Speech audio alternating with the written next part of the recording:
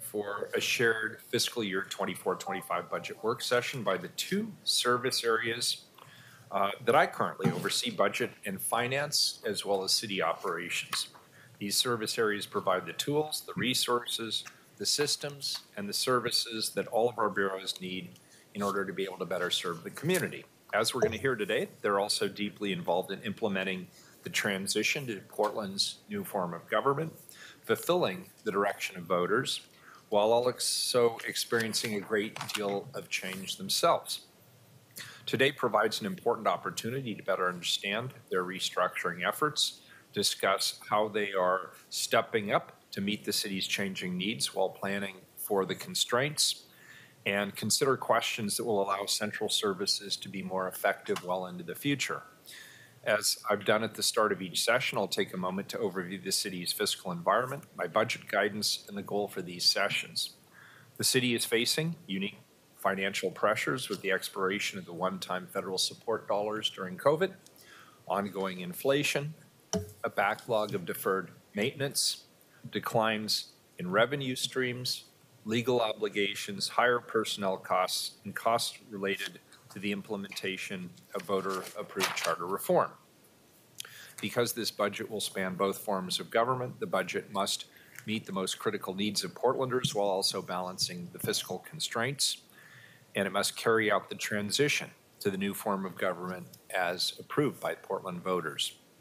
As such, my budget guidance directed all general fund programs, with the exception of Portland Fire and Rescue, Portland Police Bureau, and the Bureau of Emergency Communications, to budget within a 5% reduction in current appropriation levels. Similarly, I requested that internal service funds follow the same guidance, reducing their rates by 5% below what they would have charged with inflation. As a result, this year's budget work sessions focus on the most substantial financial issues, options, trade-offs, and decisions that the council will need to make within each service area to meet the constraints at hand. There is one more work session scheduled for next Thursday, February 22nd, which will focus on the city administrator's budget as well as the auditor's budget. We will host 3 virtual budget listening sessions for community input on Wednesday, April 10th from 6:30 to 8:30 p.m., Saturday, April 13th from 10 to 12 p.m., and Monday, April 15th from 6:30 to 8:30 p.m. Community members can sign up to speak at the budget listening sessions by visiting the City Budget Office website at www.portland.gov/CBO. Click on the Fiscal Year 24-25 Budget Events tab to find sign-up links, which will be posted 2 weeks in advance of the listening session. All work sessions and budget listening sessions are viewable on the City of Portland's YouTube page. With that, I will turn this over to Chief Administrative Officer Michael Jordan to kick us off. That's what I have in my notes. It's online, sir. Where are you? Oh, there you are, down there. Mr. Mayor. Okay. Good morning. You know what? I still haven't gotten used to the new order, have I? You know, I think there may be a preference for most of us to be in person, and I will apologize because I certainly would prefer to be there with you. So it's really my job to kick this off this morning. I would ask Aaron, who's there at the dais, to be able to introduce himself right now. And anyone else who's going to be up there speaking, they can introduce themselves as they come up during the presentation. Aaron? Mayor, Council, Aaron Rivera, Business Operations Manager. Thank you. Welcome. All right, Aaron, let's start through the slide deck here. I think we have an agenda that comes up here early. So this is a big overview of the agenda. We are, as the mayor mentioned, going to go over the organizational changes that are going on within 2 service areas actually today, and go through how those organizations are responding to the mayor's guidance regarding cost reduction and how we're going to, what impacts those might have on service.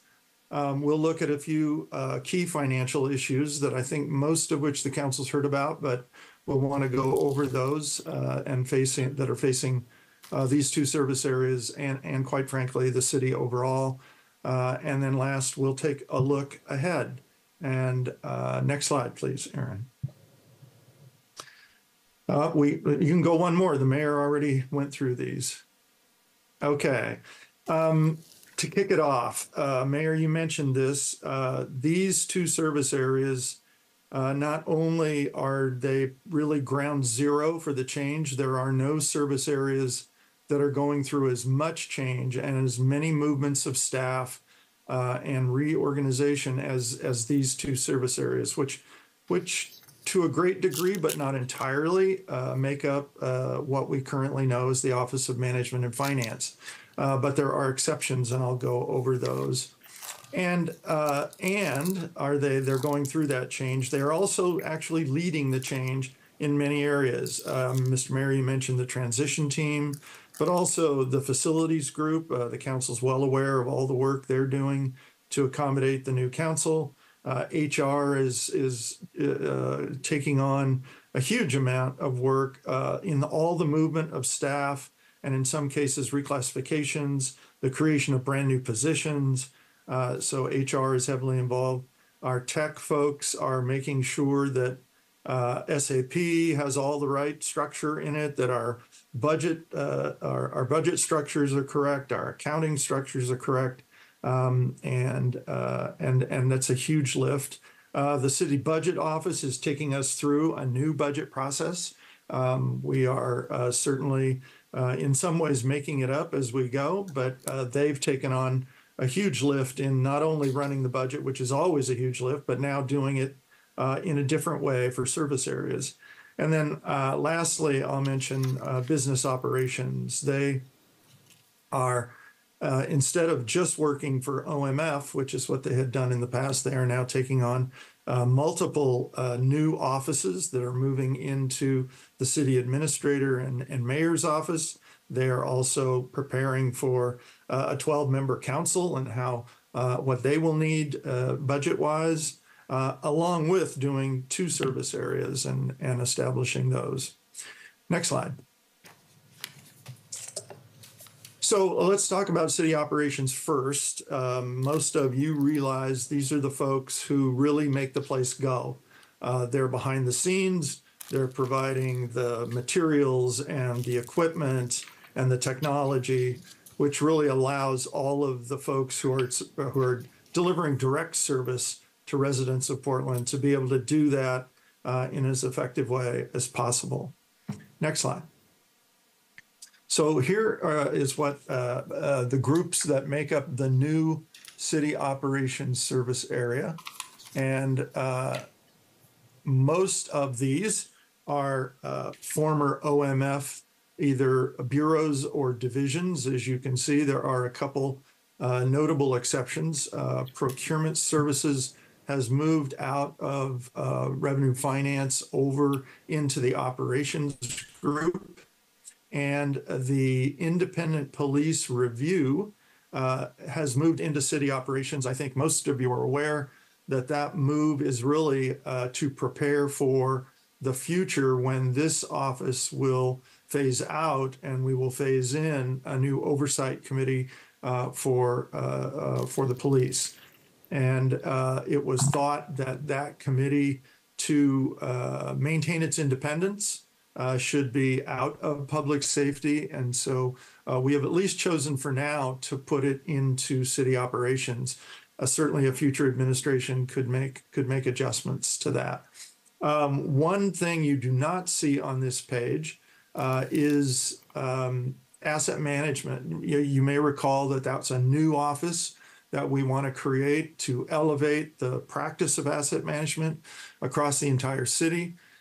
We are treating that office much the way we're looking at the officers in the executive office.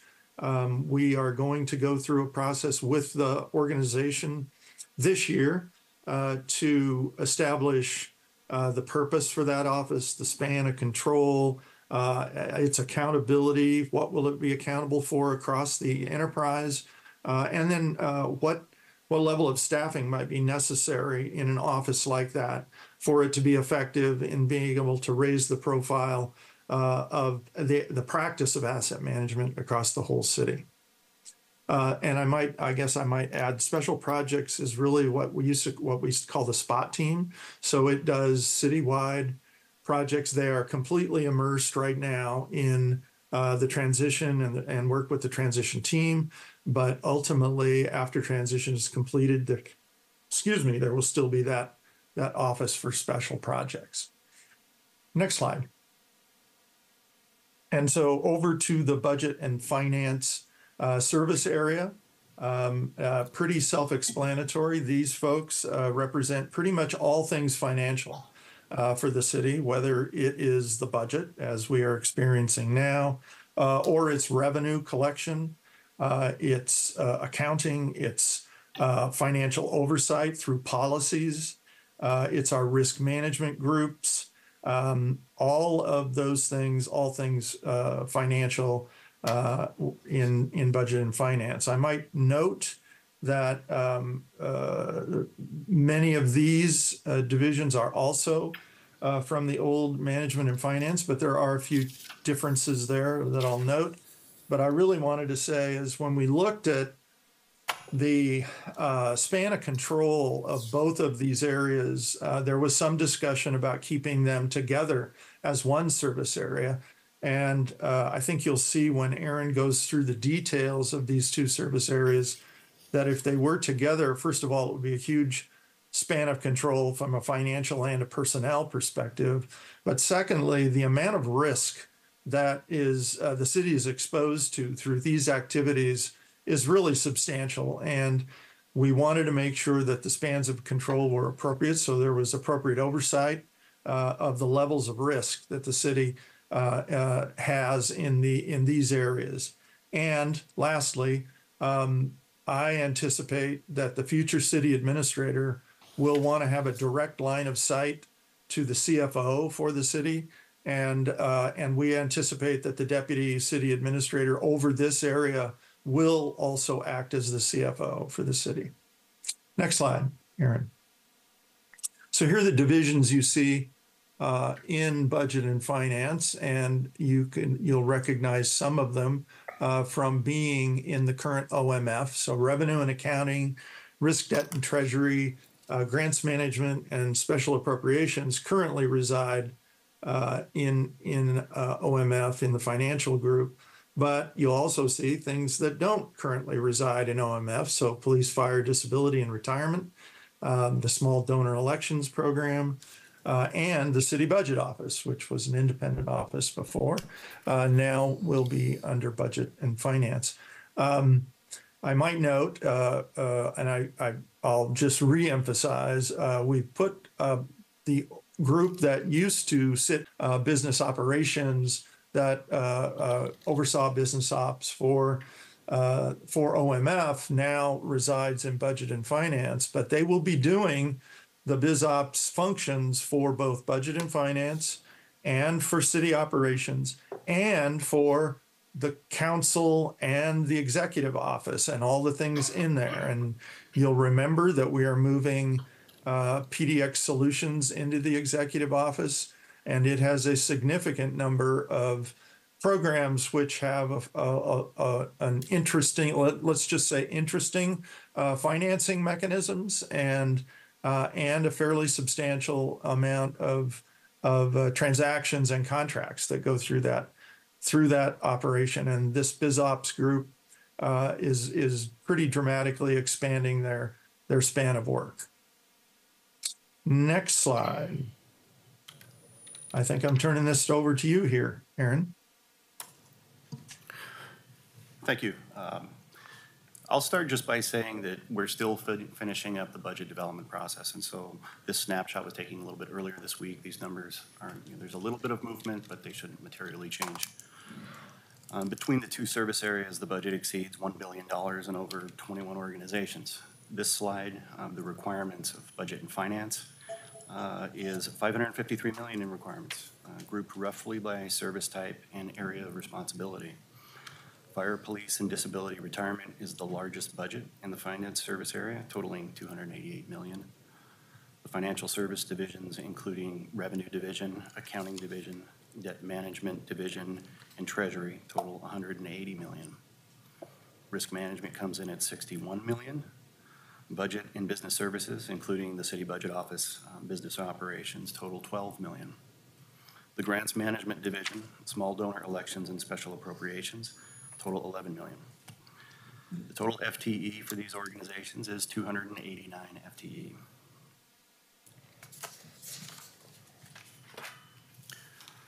This slide includes the city operations service area and 575 million in requirements, grouped here more by fund type. The Division of Asset Management includes facilities, fleet, and security, and is the largest organization here in dark green, totaling 217 million in requirements. The Bureau of Technology Services is an internal service fund totaling 133 million in requirements. The city self-insured health plan totals 198 million. And the remainder of the procurement division, 311 program, strategic projects team, independent police review, total 26 million. 12 million of that is general fund, and about 14 million is interagency and other resources. The total FTE for the city operations group is 623 FTE.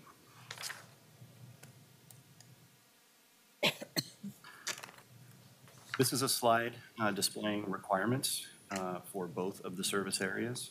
It's a complex mix of funding sources, even within bureaus, but especially with two areas. This slide displays resources by bureau and fund and the primary source of funding. Just briefly to cover, the facilities and fleet interagency and related resources about 38%. The health fund charges come in at 32%. Technology services interagency and related sources are 23%, and the remaining is general fund and other resources associated with Bureau of Human Resources, 311 program, and procurement division, also the independent police review.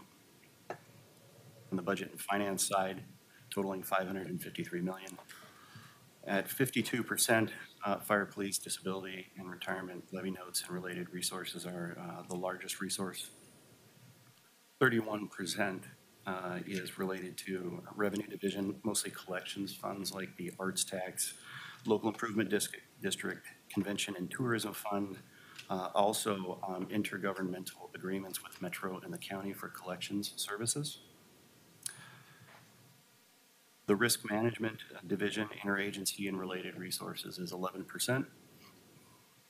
And the general fund comes in at 6%, associated with accounting and finance divisions.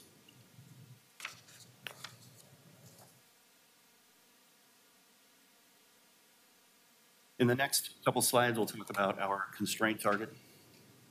With these financial issues in mind, we worked hard to meet constraint targets with as little impact as possible to our customer bureaus.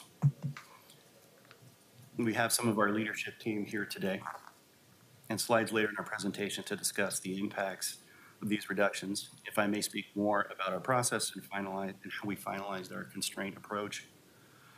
The service area met throughout January with program management, bureau leadership, the CBO, and executive leadership to determine reductions necessary to both meet the constraint and minimize the impact to service delivery. I'll not speak on each of these items. We have material later in the presentation about some of these. Instead, highlight just a few. Human resources, a cut of 2 FTE. This is in our recruiting operation, a contract for classification compensation, a position in the people and culture program, and a contract for Work Systems Incorporated, delivering internship services and placing staff in jobs. Also want to highlight the 311 program, deploying various measures. In addition to cuts in technology services and support from BTS for the eGov and resources associated with outreach and education of 311 services, they still needed to cut 2 FTE. These are the call taker positions. And the procurement division. Procurement had other expenditure increases and pressures on their budget in addition to just the constraint. Procurement division has also had previous vacancy savings, keeping vacancies open for a period of time greater than what it would take to typically recruit so that they can avoid cutting a whole position. Having this in their budget and the additional pressures, they were needing to cut 5 staff to balance their budget. 2 FTE in the design, construction, and compliance service program, and 3 FTE in the goods and services program. Across the board, there will be impacts to customers, but our attempts were to minimize them. Can I ask you a question? And you don't have to answer it now, and then I'll get to Commissioner Maps as well, but I want to tee this up, and Michael, this may ultimately be a question for you. This information as presented is a little too vague for me to digest it. Are these vacancies, unfilled vacancies, these positions, are these actually occupied FTE? We were trying to find vacancies first. That's the first. Certainly, I'm just curious. There are some filled. There, okay, and maybe Sarah later we could get, maybe later we could get a little more detail on how much of this is unfilled vacancies versus actual reduction. Okay. Mr. Mayor, if I could interject a little bit, HR and 311, and I believe procurement also, I think BECO may be available to clarify, but where they can, they have assumed holding vacancies open a little longer to try and meet some of the 5% constraint. But the FTE you see are predominantly filled FTE. Sometimes they took vacancies specifically where they could, but they've all looked at trying to assume vacancies. I know that is a different situation in different divisions here. If I could expand just a bit, so the council understands there are further constraints on these besides the 5%. So if you take HR, for instance, there's about an extra almost $200,000 in increased costs to them that they are looking to absorb also beyond the $813,000. And then the council may recall that last year we made a really specific attempt to move about 12 FTE off of one-time funding and onto continued funding in HR specifically. However, there are still 5 FTE that are filled positions that are on one-time funding, and we will need to either find another year of one-time funding or those folks, those are more positions on top of these that will need to be eliminated. Okay, and Sarah, who's running my budget process, informs me that all of the detail is in the program offers, and so I appreciate that overview. That's super helpful, and we'll obviously dive deeper into the program offers. And then a second related question is, and I don't necessarily need it now, but I will need it prior to my filing the proposed budget. I'll need to know just proportionally here why you're prioritizing certain areas over others. And we don't need to go into that great detail today, but that's something that's going to be front of mind for me. Certainly. Thank you. Commissioner Maps. Thank you. I just want to understand the work being done by the 2 constraint target slides that we're looking at. So I think we have basically the similar slide coming up next. So is what's happening here is the mayor has directed city bureaus to, except for public safety, to come up with a 5% cut, and you're telling us where the 5% cut in city operations comes from? Yes. Okay. I'm going to need some help with Matt, and just so I got it correct, the budget for city operations is $575 million. Yeah, and you're yeah. Okay. And you're proposing right here to take 5.37 million out. Yeah, the constraint, 5%? constraint wasn't on the budget entirely, the whole budget. It was on the general fund portion, and the internal service funds cut their operational costs. So debt service wasn't cut, things that weren't operational. So what you're seeing is a cut on the general fund and the operations and the internal service funds and other funds. Okay, that's a nuance I wasn't aware of. I'll probably need some time to process that. Commissioner Maps, if I could also jump in here. Yeah.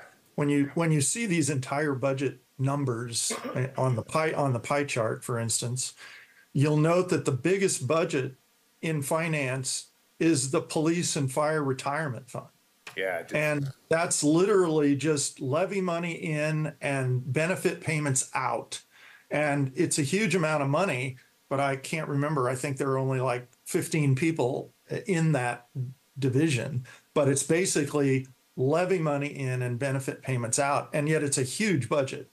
Taking 5% of that budget, first of all, might violate some charter language, because we might have a difficult time actually making payments. So when you see these budget numbers, these big aggregate budget numbers, they represent other things besides just cash flow.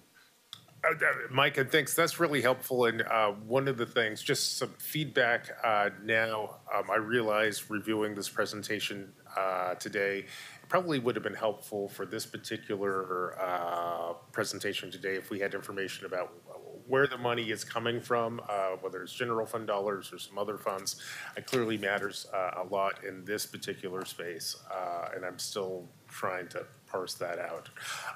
But thank you very much. That answers my next two questions, and I'll let you get back to your presentation. Okay, we'll move to the next slide. Mayor, I had one. Very similar Commissioner for, Scott.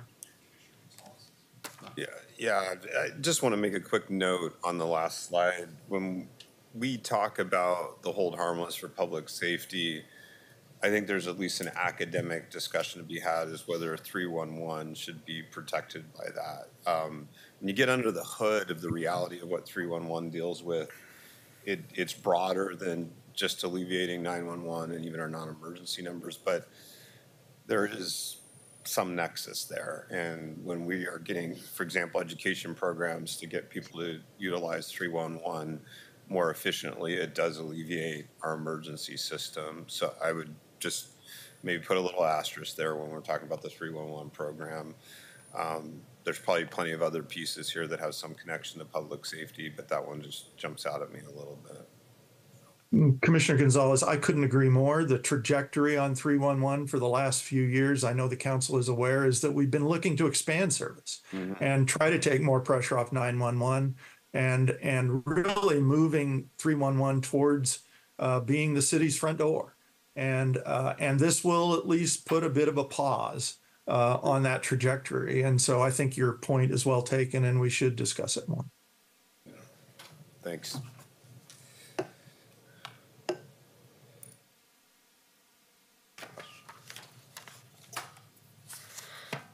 okay. This slide is displaying the budget and finance cuts. I'll start with just highlighting a few of these. The revenue division is cutting 2.5 positions, so 3 positions. One of them is part-time, so 2.5 FTE. And I think the note for this reduction is that the return on investment in the revenue division would be, by some studies, about 1.13 million. More recent investment in the revenue division collections group, I think some years ago, there were additional positions added, and the kind of marginal gain from that analysis would be somewhere around 2 million. The accounting division will cut 1 financial analyst.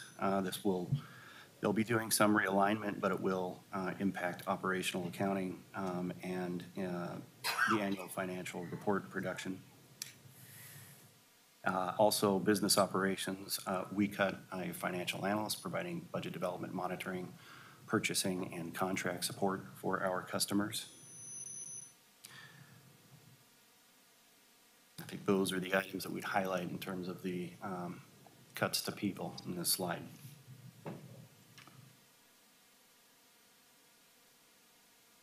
The next 2 slides have our decision packages, and so we've broken them up into transition and other. The first package is the Deputy City Administrator package, including base costs that were distributed citywide by our City Budget Office. That's 1 Deputy City Administrator, 1 Executive Assistant, and associated materials and supplies. The next package is technology support for the mayor and 12-member council. Just the increased workload associated with 3 times the staff Also, the transitions, long onboarding. The last item is elected official security for the now 12-member council.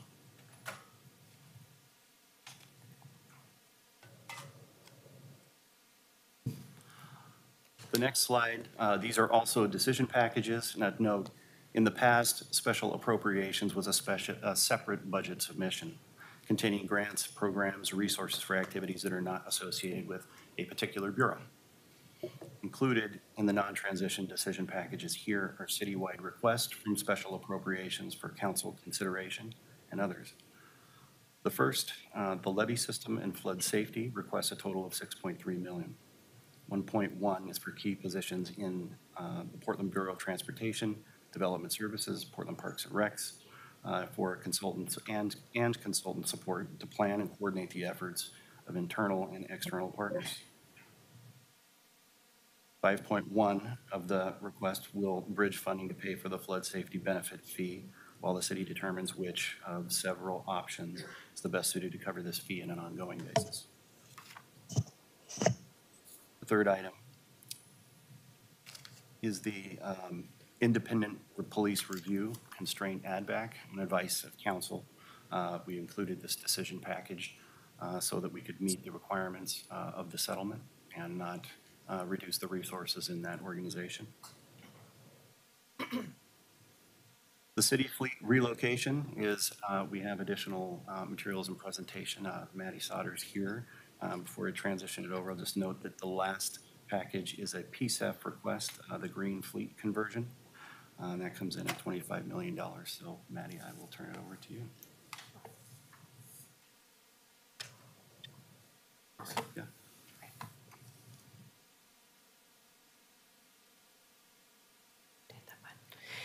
Good morning, Council. For the record, my name is Maddie Sauter, and I run the Division of Asset Management, which will be rebranded under Charter in City Operations as Fleet and Facilities.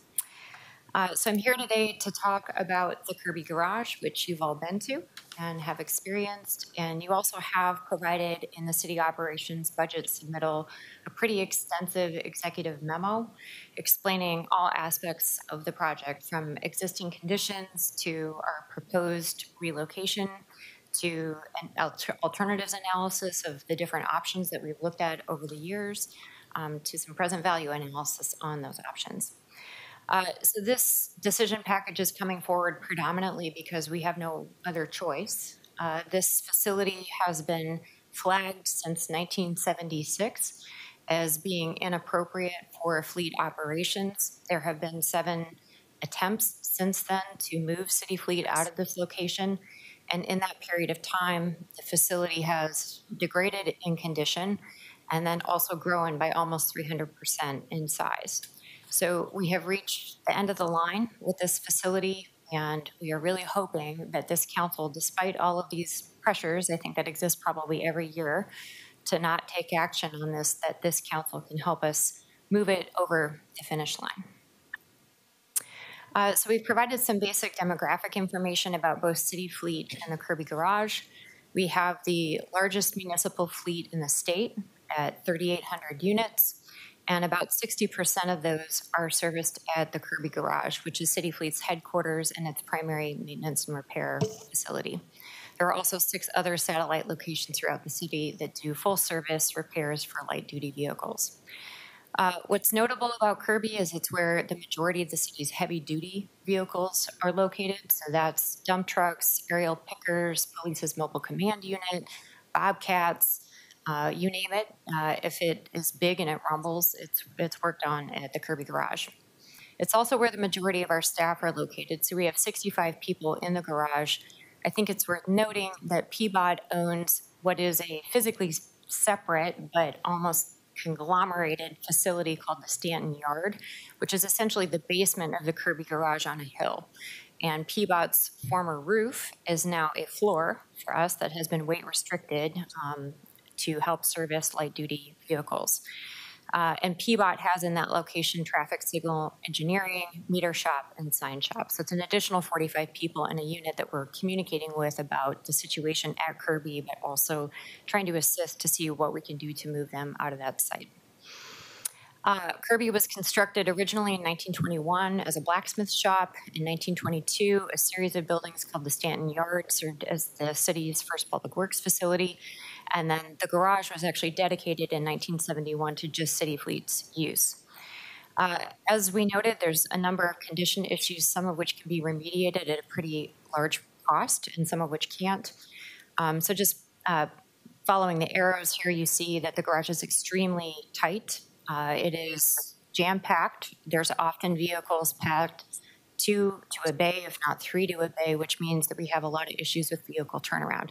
So vehicles will be completed, but they'll be blocked in the garage because vehicles that are under repair are opened up behind them and we can't get them out. So it results in a lot of delays to service to particularly public works bureaus, and we think to a degree results in overfleeting, meaning they have more assets than what they should have because they don't have good turnaround time from vehicles that are stuck in the garage.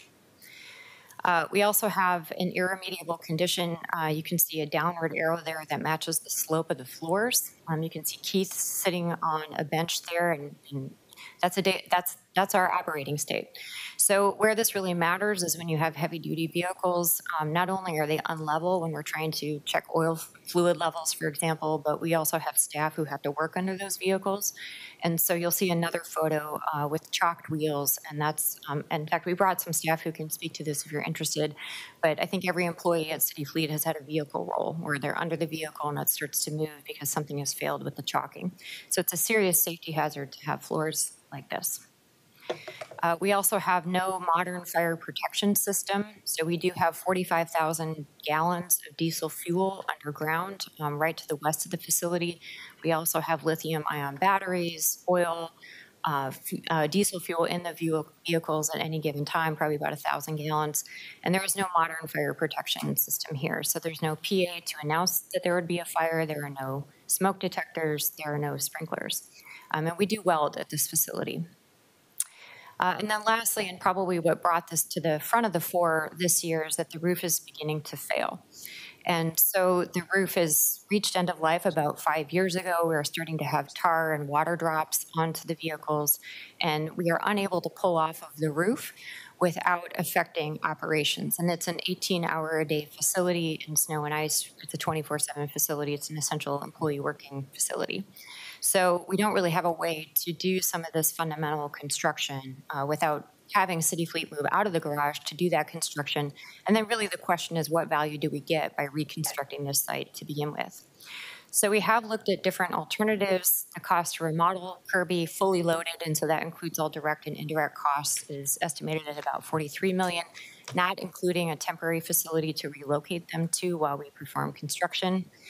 The other alternative we looked at the last few years is the cost to build a new headquarters. That was at about $141 million fully loaded. And so we finally settled on relocating City Fleet to a leased facility. It seemed like the best option. And the full build-out cost for that we have estimated at $53 million. I forgot one of the arrows there that pointed at an electrical outlet on the pole. One of the other major issues with City Fleet and Kirby is that it really cannot support any kind of green fleet operations at scale. So the last slide noted that we were the recipient of $25 million in PISA funding for EVs. That's actually, we're just the throughput for the public works bureaus for that funding. So that's really for EV vehicle premiums, and it's for bureau side charging, meaning infrastructure and charging at the bureau's home locations. But once those vehicles come into Kirby, we don't have a way to service them. If, for example, the battery runs out, there is no map even of the electrical system. So that outlet there would be what we would be trying to plug the fleet into, those types of outlets to service the rapidly converting fleet over time. So it's just a non-option to stay at Kirby. I've summarized here, and it's in the executive memo, irremediable hazards. So that's really the size of the facility and its layout, the sloped floors, the structural conditions, and then, of course, the fact that it's in a landslide zone and it's on an extremely steep hill. So those are things we cannot fix. There are also other things we can fix, but the question is it worth it? And that's not just an editorial question. That's actually probably a present value analysis question. You know, what value do we get in relation to this investment? What is the ROI? And so, those are the things like the fire and life safety system, the roof, the HVAC, exhaust, electrical, et cetera. And these are just some additional photos. These are some recent tar dumps that have come down from the roof. You can also see there the wheel chocks. They're in orange, so that's what we use to chalk the vehicle's wheels, so the vehicles don't roll and the people working underneath them. You can see our most recent innovation to help with roof leaks. So this is a permanent feature.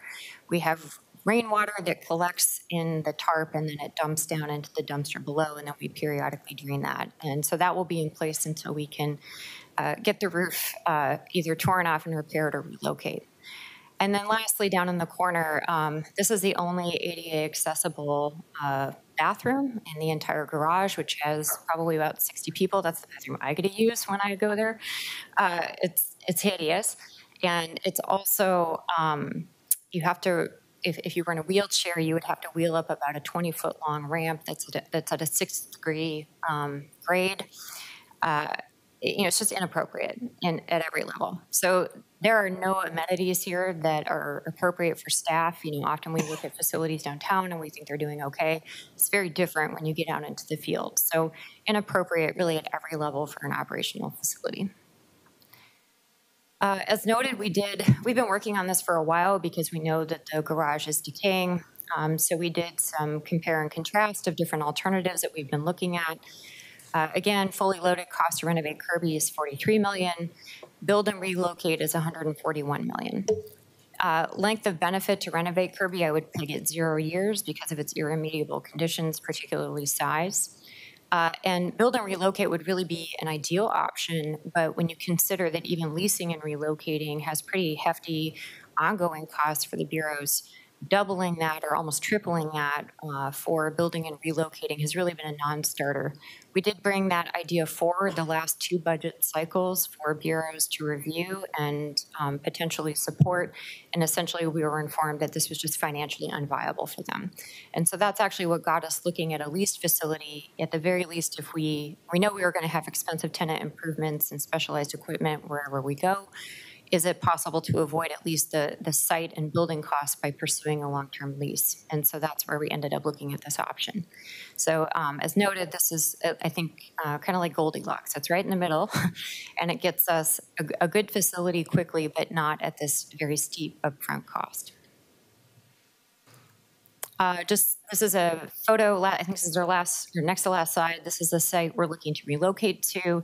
There's some pretty difficult site constraints for city fleet. It really can't be beyond 3 miles away from PBOT's maintenance and operations function. PBOT is our largest public works customer. So BES and water, police, all the other bureaus travel to Kirby to get maintenance, but PBOT has enjoyed that adjacency, and it really works for us and it works for them. So leaving the site is problematic, but getting PBOT to go with us is also problematic given budget issues, et cetera. And so what we've determined was we really have to be within a 3-mile radius of PBOT's M&O. And then we'll put into place the same sort of drop-off, pick-off processes that we have for water, for BES, and for police.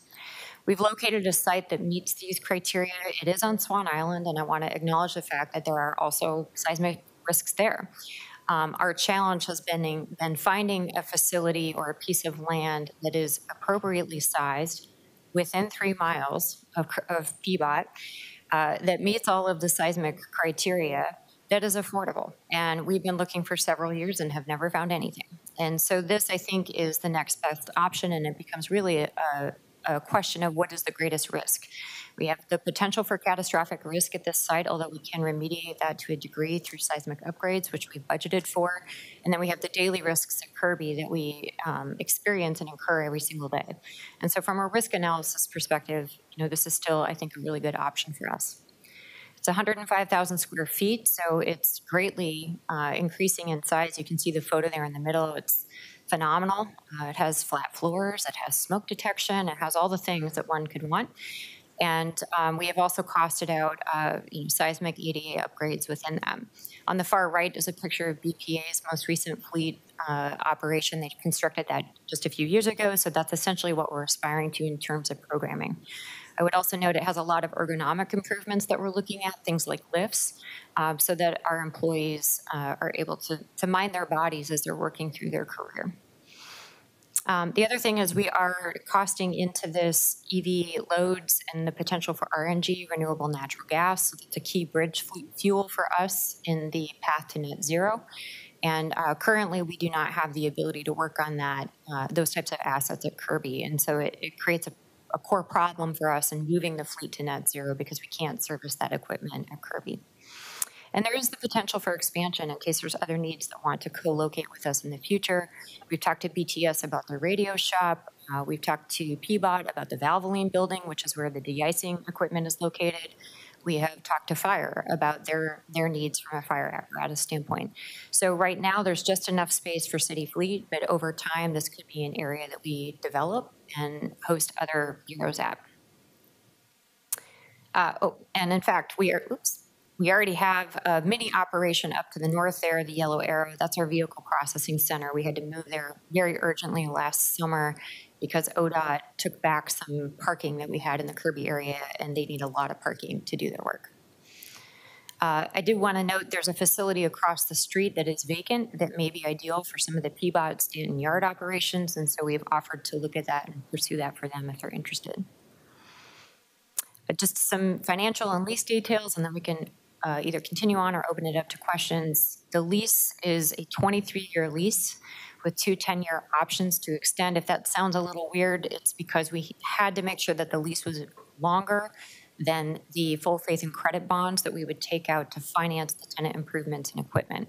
So that's a 20-year bond period, so we have a 23-year lease just to make sure we're right over that hurdle.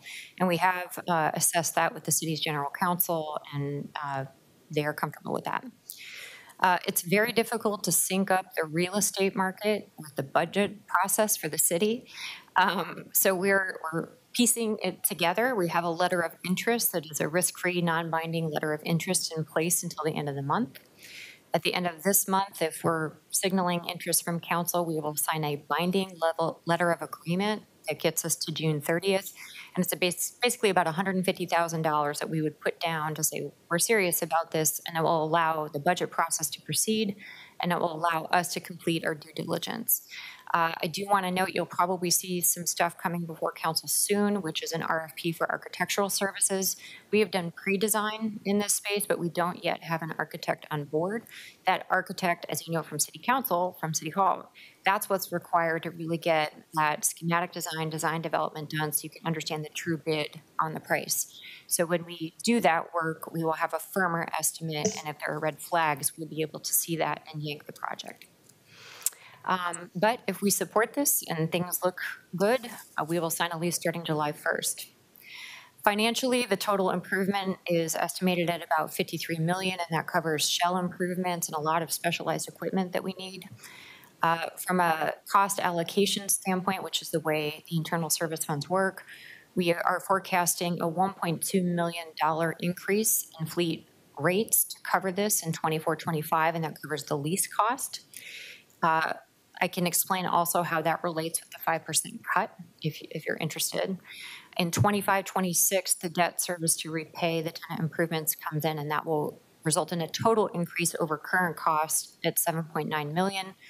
After 20 years, after that revenue bond is paid off, the cost will drop to $3 million a year, and these costs are allocated over all city fleet customers based on a cost allocation methodology that we use for other types of investments.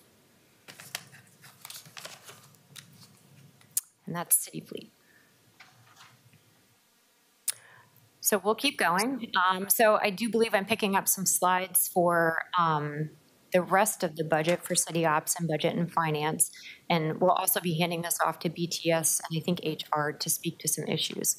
So I've spoken about city fleet, but going forward, the city council, I think, should be anticipating some discussions in the future about some longstanding structural challenges in the budget that affect the Bureau's ability to appropriately forecast, and that's whether it's staffing or capital costs.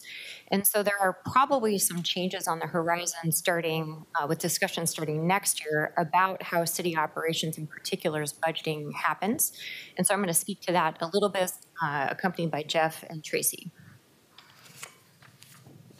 So city operations is composed of general fund overhead bureaus and internal service funds. And so an internal service fund Could is I like just make a comment Yes, go before ahead. we move on? Look, you just gave us a good presentation on Kirby. And I don't want that to just disappear. So I want to take a moment to reflect on it. And I'm going to have one of my philosophical moments, which everybody hates. But I have a perspective I'd like to share. There is no political advantage for an elected body to invest in capital maintenance. And there never has been.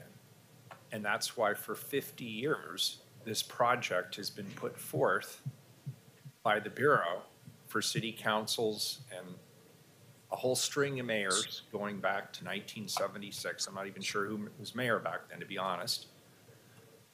And it's been ignored. And the cost just keeps growing. And I will actually say this council has done a few things that have also been ignored over the years that I'm really happy about. The water filtration plant comes to mind. It's just a never-ending source of grief. But in my opinion, it is necessary that we make those investments. We have significant deferred maintenance just on our roadways. We have deferred maintenance in our firehouses and our fire infrastructure.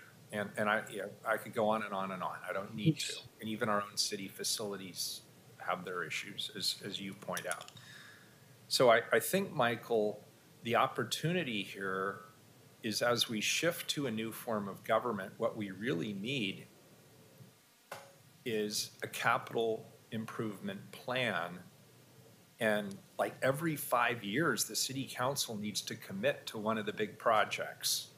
And it can be an array of options because there's no limit to what we could spend.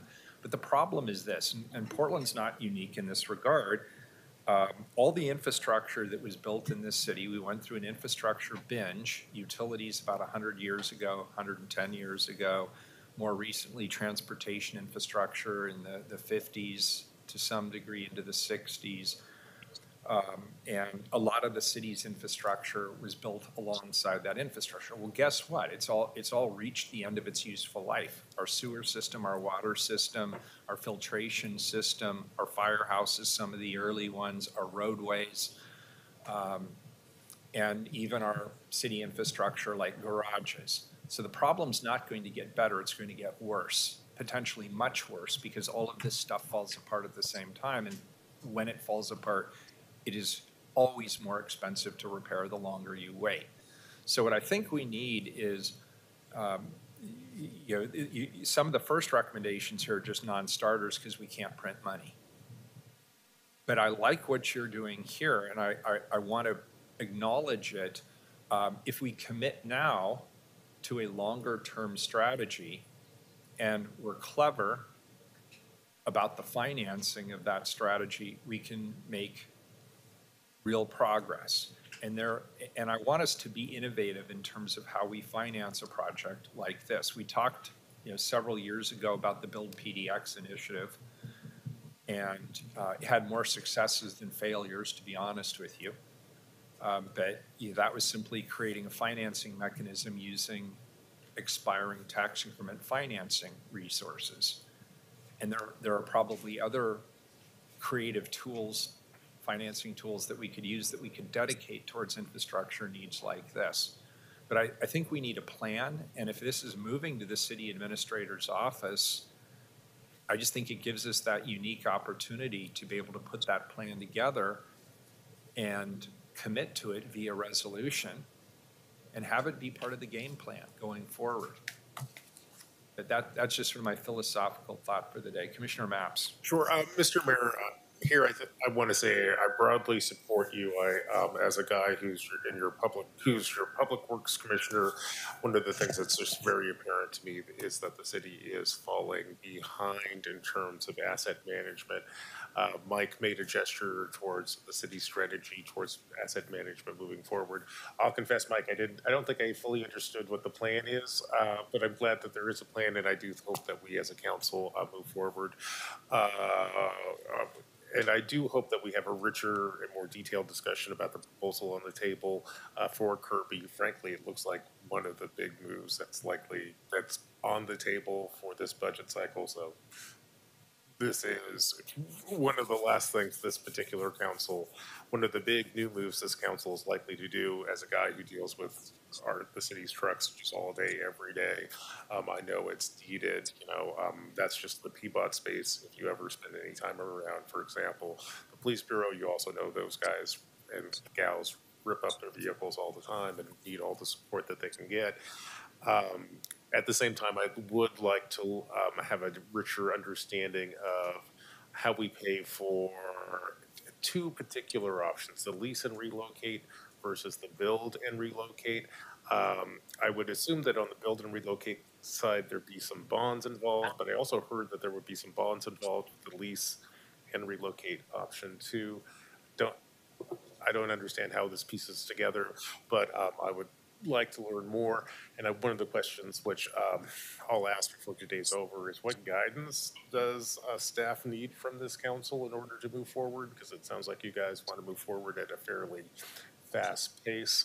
And this is frankly, it's not a new conversation, but this particular track is relatively new. Yeah, I can speak to the bonds question. So the source of financing would be the same, whether it's a lease or a build. The question and the barrier, and this actually gets to where we were about to head in our presentation, is the payback on the part of the bureaus. So city operations, particularly capital maintenance, there's no third-party source of funding. There's no operating levy, there's no GO bond. You're pretty much getting your money from the other bureaus. They're your paying customers. And we'll talk about this in a second, but comprehensive financial policy, which is the guidance that dictates how internal service fund rates are set, is foundationally broken. And what that means is that you can advance things through a decision package process like this, and you can hope that your bureaus support it. But if any one bureau in any given year cannot support it financially, you're really hoping for either the city budget office to override those collective decisions, or for the council to come down and say, no, it's a priority and you will find a way to fund it.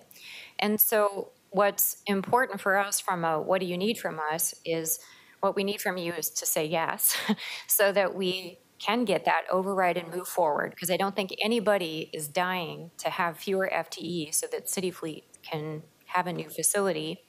But I do think it's important. And in fact, it's painful to see that we have some bureaus that have staff in working conditions that I think are dangerous, and that the only restriction to them having safe and functional working facilities, especially as essential employees, is that other bureaus feel like they can't fund it. And so that's where the city council, I think, really needs to come down and say, no, this is a priority. When we talk about, a third of our staff are people of color. If we talk about equity and you can't even have ADA compliant shop offices or bathrooms or fire risks that are the same, it doesn't feel very equitable when you go out there. Not to mention the fact that they're essential employees. So, if you like snow and ice response, it's not just PBOT doing that. It's us who are making the dump trucks happen. It's us that are fixing the de-icing machines. So we are an essential service provider, but there's this caste system at the city, and it's really embedded in comprehensive financial policy that says you'll only get what the bureaus are willing to kick out. And so I think that there's an override mechanism here that needs to happen, and that actually ideally would become more automatic in comprehensive financial policy, and I'll speak to that here in a second. But for the moment, we've done our due diligence to try to bring forward the most prudent option. We are not asking for a Taj Mahal. We are asking for a functional, safe facility. And I think we found a good balance to strike here, and so we're looking for your support. I would also maybe recommend that there's some questions here about PSEF funding. PSEF, we did submit this as a project for PSEF, but I don't exactly know what that process was. Yeah. But for me, there is no green fleet if there is not a new facility. We cannot be charging the fleet based on wall units hanging down from the ceiling from 1971. So when we have the largest municipal fleet in the state, and it's going to be green in a very short period of time, how do you maintain and repair that? And so I think it's an ideal candidate for PSEF funding. It could greatly offset the financial impacts to the bureaus in terms of their payback amounts and periods, and it's one time. So altogether, I think that consideration, if there's any money left, should be given to that. And it could be a way to finance this that doesn't create this sort of long-term debt and financial impact to really every bureau that uses our services, which is every bureau. So some thoughts there. Well, thank you very much. Although I think this might run a little bit counter to some of the things that you said, but in order to save time, I know I have staff in the room. One of the things I'll ask my staff to do is reach out to our bureaus to give us, to help educate me about how to think about these options. I'm convinced, and I know my bureaus are convinced, that we need to move it into this space. So we'd love to be partners in getting this done. I'm very close to a yes, and I see Commissioner Rubio has her hand up. And certainly one of the things, I don't know what the process is for applying for PSEF funding in the future, and if that's, Commissioner Rubio, if that's something that you know the answer to, and you're able to share that. That would be helpful, just so we can kind of close this. Sure, I don't know the answer to that, but we can circle back with you about that for sure. I have a different question, but it's definitely, I really appreciate the presentation. And Maddie, I've been hearing your urgency since the moment you got here to the city, and it's important, and this feels very urgent to me personally, and I feel like it should be a priority of the city because for all the reasons that you said, these are our essential frontline workers. And we don't see them, and they're not often in the policy discussions that we put forward, but nevertheless, they keep our city running, and sometimes in our most challenging moments. My question is about, and you touched a little bit on it, about the urgency related to safety. And can you tell me, so essentially, we can't renovate Kirby. That should just be off the table. Is that basically what I'm hearing? Yeah, there's no benefit, right? I mean, there's certain things that you can't fix, like how big it is, structural issues, landslide zone. Yeah, Yeah. okay. And so in terms of the safety needs, et cetera, the timeline that you have laid out, those concerns would be taken, like, would be fine. How urgent are things is really my question. Well, I mean, I guess I don't know. It's like being asked to forecast when a building's going to collapse, you know, and you just don't know the answer to forecast when a fire happens. I don't know. But I would say the roof issue is actually what drove us to bring this forward this year, because the roof issues are irremediable, right? I mean, without fully tearing off the roof. And the moment that leak, we've been trying to find that for forever. We have no idea where it's coming from. So we can't layer anything more onto the roof to just seal the whole thing. And tearing that roof off triggers all of the code upgrades that are required. So you could ask yourself, how did this building get away with not having fire protection like you should have, with not having HVAC and exhaust like you should have? And the way we've gotten away with that is that we just haven't done anything to the building in 50 years. So the moment you start digging into that degree, you trigger all the code issues, and frankly, given the financial cost of that and the scale of it, you start triggering a bunch of structural and seismic upgrades. So you see that price tag is huge for nothing really of value, and that's because you just immediately start getting into all these problems. So I guess I can't forecast the end for you, but I can forecast how quickly we could get out of there for you and to go to a leased facility, which I do think that this is an innovative way. Traditionally, we think owning is better than buying, but I would say the city has not demonstrated good discipline in terms of reserving capital maintenance funding. And so we are already looking at our portfolio of assets and saying, the city is never going to have $500 million to do the public safety assets that are in our portfolio or the public works assets. So what do we do? And the only answer there is to start doing really targeted long-term leasing, where we're paying for TIs and special equipment, but the owner is taking care of major maintenance, capital maintenance, the initial cost, the land costs. So it's a little bit different than normal infrastructure where you can't rent a bridge. you can rent a building, but we are now trying to bootstrap basically a long-range planning department and portfolio management department where we're saying, okay, what is the scrappiest way to get from here to there for some of these critical, essential facilities, which outside of the core, they're all essential. They're either public safety or they're public works. And so I don't remember where I was going with that other than to say, if we lease this site, I'm hoping to be out of there by summer of 2026. So if I can jump in just for a second and maybe tie a couple of things together. I think Maddie, of course, has done an amazing job, and her folks are highly motivated, let's put it that way, to make some progress on this issue, and rightfully so. But back to the mayor's initial philosophical question, and I think pertaining to some of your questions and this issue of citywide discipline regarding capital maintenance, and to Commissioner Maps's comment regarding asset management, the practice of asset management is done in different levels of maturity across different asset classes across the entire city. Maddie's made presentations to you all about this in the past.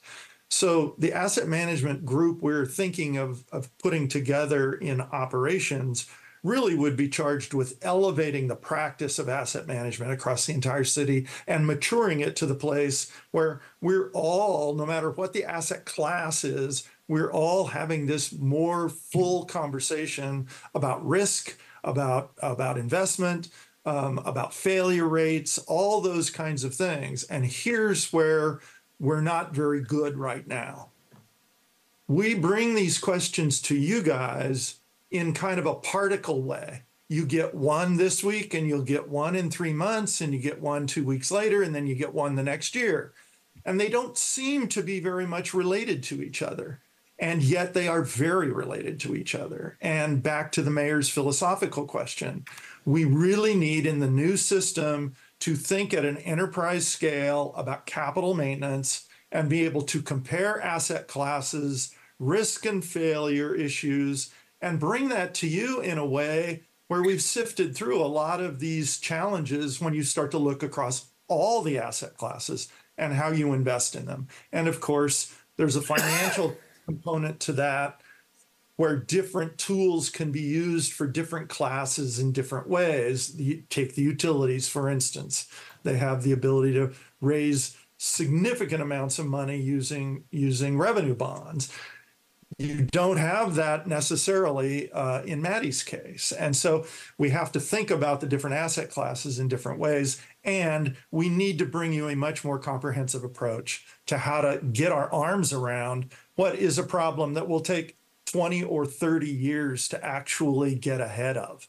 We won't solve it this year, but we can start on some of these most urgent potential failure places in our system.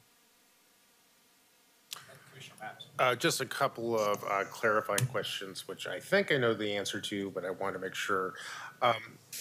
Do we service our fire trucks and cop cars at Kirby, or does that happen someplace else? Yes and no. So Code has City Fleet running everything except for fire trucks and golf carts. So cop cars, yes. Fire trucks, no. Okay, helpful.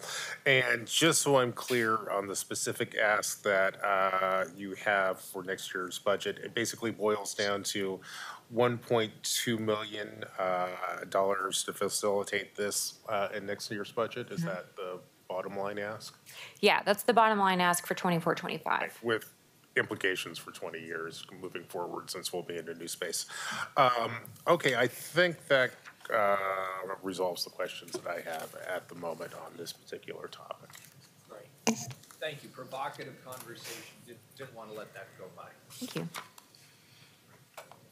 Ryan? Yeah, thank you. I was trying to behave and wait till the end, but it really captured us, Maddie. Just a couple of comments and questions. So when we move to Swan Island, the infrastructure would be about how we get there. And so I think PBOT would have to look at an analysis of where Going meets Greeley. I'm in those parts a lot. There's just a lot of congestion there. And I know we have big partners like Daimler and Vigor that we can work with around that. But I just want to make sure that we flag that so we can't control the big catastrophe, but we could certainly control the infrastructure flow and that isn't those aren't state roads. Those are PBOT roads, right? I believe those are Peapod roads, but Commissioner, I'll tell you, I will not be in charge of That was Peapod flagged. at that time, but I will tell you, I am fully confident that Peapod will do everything that needs to be done. It's a big factor, so I just wanted to make sure I put that out. Also, we keep hearing about infrastructure bill, and we obviously have a government relations department that's working with the feds. So it's helpful if we hear if there are possible revenue streams coming from the feds. Yeah, and I've gone down that rabbit hole, and the answer again is yes and no. And so actually back to the asset management picture for a moment. You all did the infrastructure tour. You all kind of learned about the asset management elements. You've seen CAMG come forward with reports. You've seen reports about deferred investment. I think it's very realistic that all of these bureaus could come together and have some sort of consolidated capital plan so you could see what's happening. What I will also note is that there are certain asset classes at the city that have uniquely deferred issues. And the part of the reason for that is a funding issue. Facilities are owned by 6 different bureaus. There is no state comprehensive planning law that requires facilities to forecast their investments the same way you would have for sort of water and BES and transportation. So there's no state law that requires long-range facility planning. And clawing through all of the stimulus stuff from the last few years, working with government relations, there were very few sources of federal funding for facilities, even when you look at public safety assets. Even when you look at emergency response or resilience or climate. So the money just never seems to go to this asset class. And so this is why you'll see in my presentation in a bit, we have $1 billion asset base. We need about $500 million if we were to address that outright just through capital solutions like new builds. If you go to that's almost as much as Parks needs, right? And here we only own 18 structures. That's a hugely disproportionate piece of our asset base that is decayed. If you go to the other bureaus that also own facility assets, they have very little understanding of what those assets are worth, where they're at in terms of their life cycle, et cetera. So not to call on anyone, but we were chatting with PBOT maybe 2 or 3 years ago about, well, what portion of your asset base is facilities? What's it worth, et cetera? And they had as the insurance value for their Kirby maintenance facility, they had that valued at $6 million. Well, we had just done a study about rehabilitating all of the Kirby Albina complex, and it was $350 million. So these are sort of these neglected asset bases, even within the bureaus that own them, because they're thinking about their publicly facing infrastructure. They're thinking about bridges, roads, treatment plants. They're not thinking about facilities. So there's not a lot of lens into this asset base. That's why we are trying to bootstrap a citywide facilities planning organization. We're doing a long-range public safety master plan right now in conjunction with fire, because there is no study of these. And if you don't know what you're working with, how do you be strategic in terms of working with the market, in terms of forecasting your need, in terms of creating a CIP? So we're bootstrapping that, but there are not a lot of options, and thus you have to be more thoughtful when you don't have a lot of options. You have to be scrappier. And so some of that is leasing versus buying. Some of that is public-private partnership. Some of that is going for geo bonds where you can. Some of it might just be carving aside more of the city's operating budget to do this work going forward. Keep going, Maddie. You're really refreshing. And sorry. I appreciate what you basically did is you gave a great story about what we've experienced with our siloed form of government, and we don't even know what we need to ask for. And so as we're transforming, as Director Jordan says, we're an enterprise. Let's act like it. And so let's have that complete package and use this time of transition to actually transform the way we ask for these packages. Thanks. Yeah. I'm just going to add one thing here. Commissioner Gonzalez. I guess I'm going to play through a scenario briefly. We have a Cascadia event. Most of the bridges in the city are going to collapse. Stanton Yard is going to be significantly damaged. Kirby is going to be unusable. Fire facility for logistics will collapse. So our core infrastructure in the city, if we face a Cascadia event anytime soon, is going to fail across the board. And so that's just reality. I mean, that's just any projection. We don't have seismic. We do fortunately do have seismic upgrades in our a lot of our fire stations. That was a choice made some years ago. But this other infrastructure that is so essential to emergency response is going to fail. And the Russian roulette we're playing is we don't know if that's next year or 100 years from now or 300 years from now. And there's repeatedly more sexy investments for our city to make. And I guess I just would submit that I don't know that the change of government is going to fix this political problem, that there is always going to be more attractive ways to invest dollars for electeds that speak to a particular constituency, that speak to what is on the minds of voters. And the challenge here is that we have to elevate the risk that we're facing every day and make it tangible what the ROI is. I continue to wonder if we need to build into the charter capital set aside so that you take it out of electeds' hands to do it. Because every year you're going to face the same challenge. I don't know that we're going to have a Cascadia event next year. I don't know that we're going to have a Cascadia event in my children's lifetime. And so you have this tail risk that's very, very hard to quantify. But yet it's there, it's real. And if it is tomorrow, our city infrastructure is going to fail and fail mightily. And we can wait for 2 weeks for the National Guard to show up, but it's going to be a pretty rough couple of weeks in the city of Portland on that day. So I don't mean to go too dark there, but the reality is what's going to happen. I mean, if we get a Cascadia event, and I just don't know that you can leave to electeds to properly balance that without some hard guardrails. Again, I don't know if we do it in our charter. I don't know where else we do it. But the reason the city's failed for 100 years to do this is because there's political pressures elsewhere. I don't think it's unique to our form of government.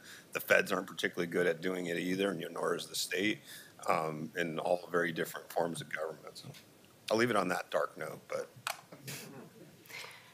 Appreciate it. So perfect segue. Looking to the future. Oh, And sorry. excuse me, Yeah, thank you. This has been a fascinating and really depressing discussion. I just want to comment on the mayor's comments on the need for a solid infrastructure plan. As a taxpayer and as someone who has overseen budgets for David Douglas School District, for example, Mount Hood Community College, there is nothing more important than taking care of the taxpayers' investment in your facility. It's a neglect of duty as an elected official, I always felt, to not protect that investment. And then to allow people to work in unsafe conditions, to not do the basics of repairing roofs. I mean, none of us are going to let the roofs on our house go until the point our home has to hit a point where it's cheaper for us to move to something leased than to repair the structure that we live in. And yet that is what we have done for years as a city. And I know for me, as an elected official in charge of budgets, I saw it as a priority to take care of roofs, to take care of buildings, to take care of employees' safety. And I just hope that all those people looking at running for this council see the failures of the bureau system in protecting our taxpayers' investment and do what has been talked about with a long-term facilities plan so that we're never in this condition again. It's just, it's sad. It's been a neglect, I think, of our duties as a city to look out for our taxpayers who give us their money to provide buildings and services, and also to protect the employees of the city. So, yes, for a long-term plan. Thank you.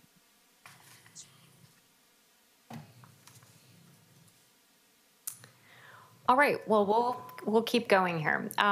So, great segue. I think it's really important for us to talk about the future, and to some degree, this is probably talking about the scope of what the future deputy city administrator for city operations in particular is going to need to manage. And this is to say that you're going to hear me nerd out here for a second on some governance details that again, maybe are not that front of center for most people, but they're absolutely vital. So we have a current form of funding for internal service funds. And so the internal service funds of the city are facilities and fleet and BTS, and Manny Guerra's security program runs through the facilities fund. We also have a general fund overhead model that pertains to HR and procurement. And so they're slightly different in the way that they work, but they're related in terms of things that are broken that need to get fixed. So these entities are guided by something called comprehensive financial policy. And comprehensive financial policy essentially lays out how you fund internal operations as compared to the growth of the city overall. And the best analogy that I have heard here is it's sort of like internal services are the spine and the city bureaus are the body. And what we are having happen over the last 20 years is that the body is growing, but the spine has been constrained, and so the body has become topsy-turvy. And I think that that is an excellent way to summarize it.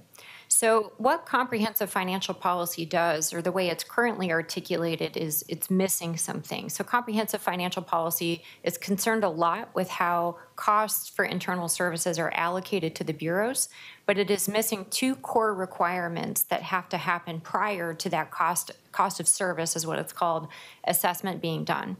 So the first is, in order for any cost recovery organization in a rate-making environment, you have to forecast your current, you have to assess your current conditions and forecast what's coming up. And I think I heard somebody speak to this. It's essentially a strategic plan where you're looking at all of your external factors. So what are some of the new regulations and rules coming down? And I think it's important to note that the former OMF, we don't just provide services. We are the regulatory backbone of the city. So pay equity, risk, data security. We are a regulatory compliance organization. So we should be assessing changes in regulation. We should be assessing changes in conditions like, oh, we have this thing called hybrid work and it's creating new requirements. We should also be looking internally at our staffing counts, at our capital assets and how they're decaying. We should be doing strategic planning every 5 years or so that says, here's my current state, here's the service levels that the bureaus are looking at, and here's the key performance indicators that we need to hit. That strategic planning effort should then be followed by something that's called the revenue requirement calculation. And this is really common in utilities. Revenue requirement is essentially your cost of doing business. If you're a cost recovery organization, you're not making profit, but you also can't have that cost of doing business artificially constrained too low, or it means you don't provide the services that the bureaus are looking for. You can't keep up with demand, you can't keep up with aging assets, you can't keep up with technological changes. So we need to add to comprehensive financial policy a strategic planning requirement and a mandated requirement that we assess revenue requirements every 5 years. And so what that will allow us to do is to better keep up with the growth of the bureaus. The spine can keep up with the body so that we are providing appropriate level services, whether it's recruiting or technological change. Where this is particularly impactful for my groups is in the infrastructure capital equipment space. Again, I've noted we're currently dependent on decision packages to come forward. The pre-vetting for those decision packages is usually the bureaus, and usually they're like, no, I don't want to pay for that. I want to pay for my own staff. So then we go to CBO or to council, but ideally comprehensive financial policy would bake in a requirement that says the body and the spine have to grow at the same rate.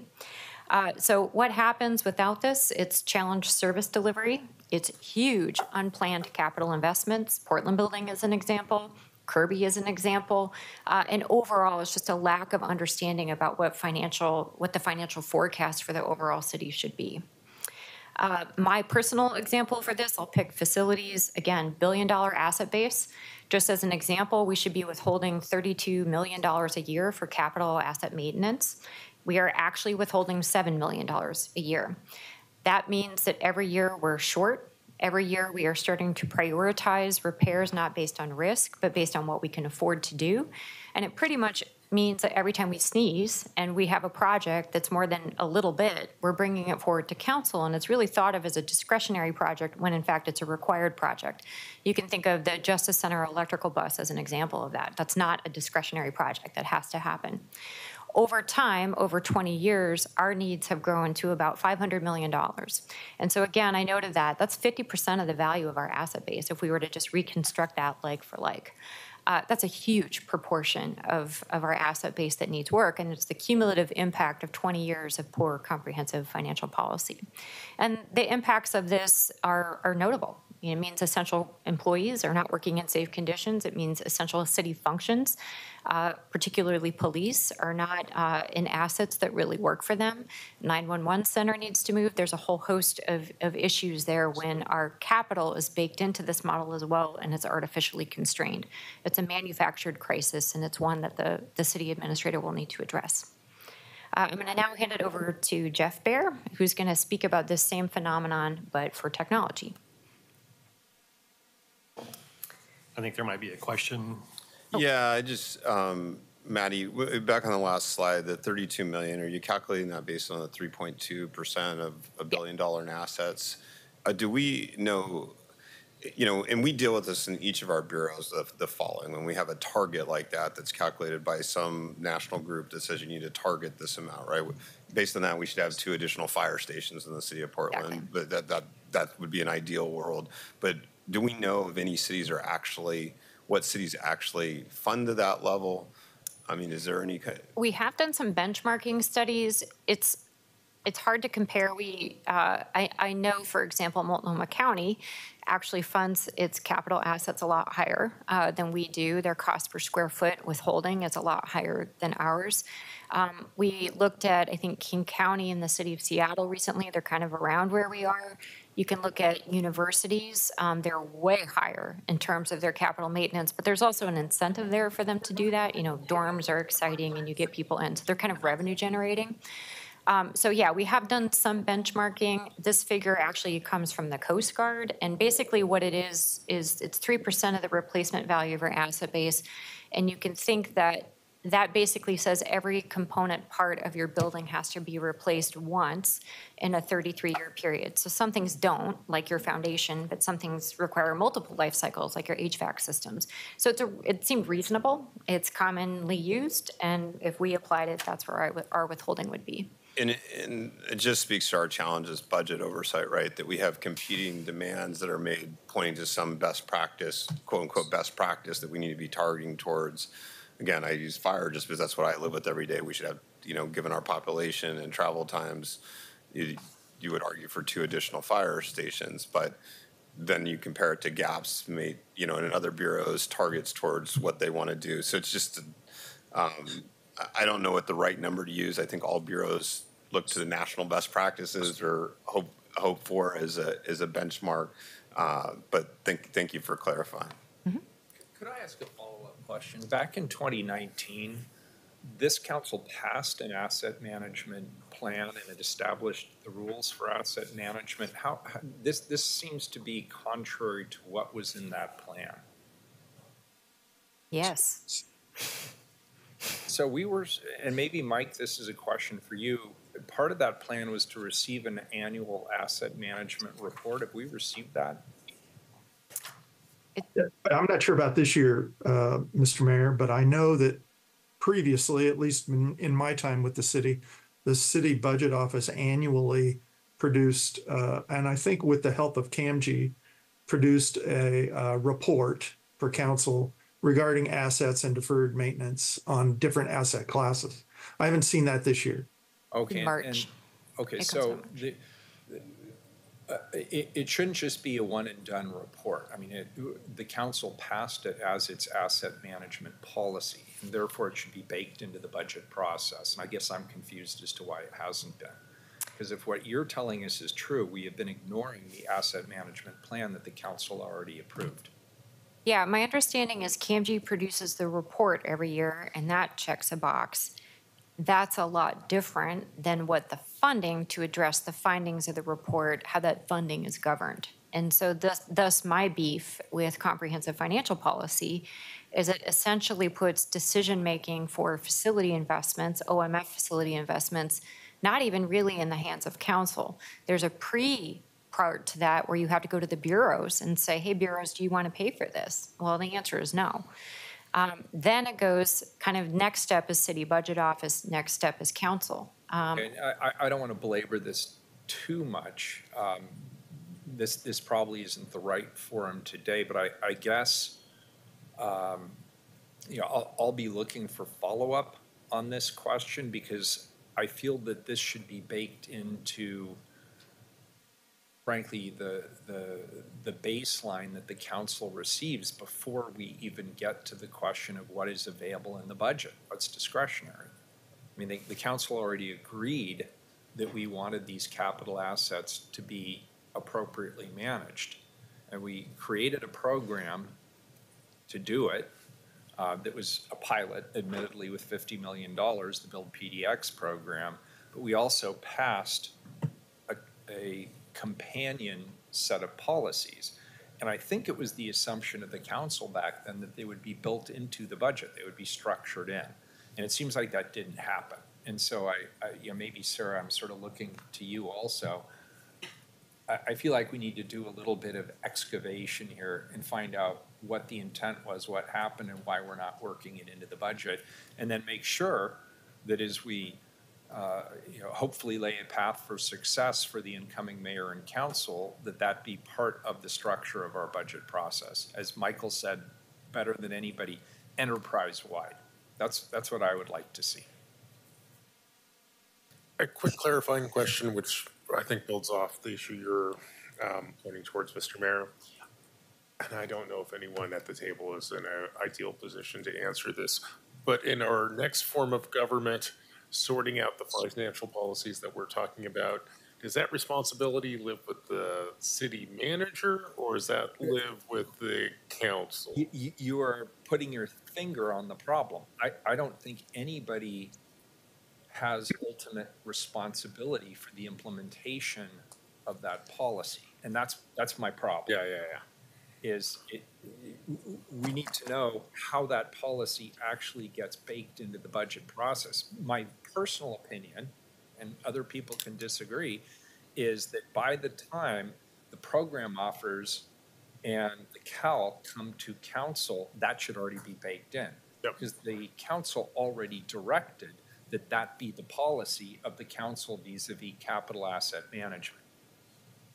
It totally makes sense to me. And Mr. Mayor, let me tell you what I've been thinking as I listen in on this conversation. I think one thing that this council could do is pass a resolution this year directing staff to bring forward a proposal probably in early 2025 in terms of with a plan for how we could go about doing a better job of saving for and actually maintaining our assets. But as I hear this conversation and think it through, I'm not sure if that's a council thing or if this is literally why we hire a city manager to just kind of follow through on the things that we say.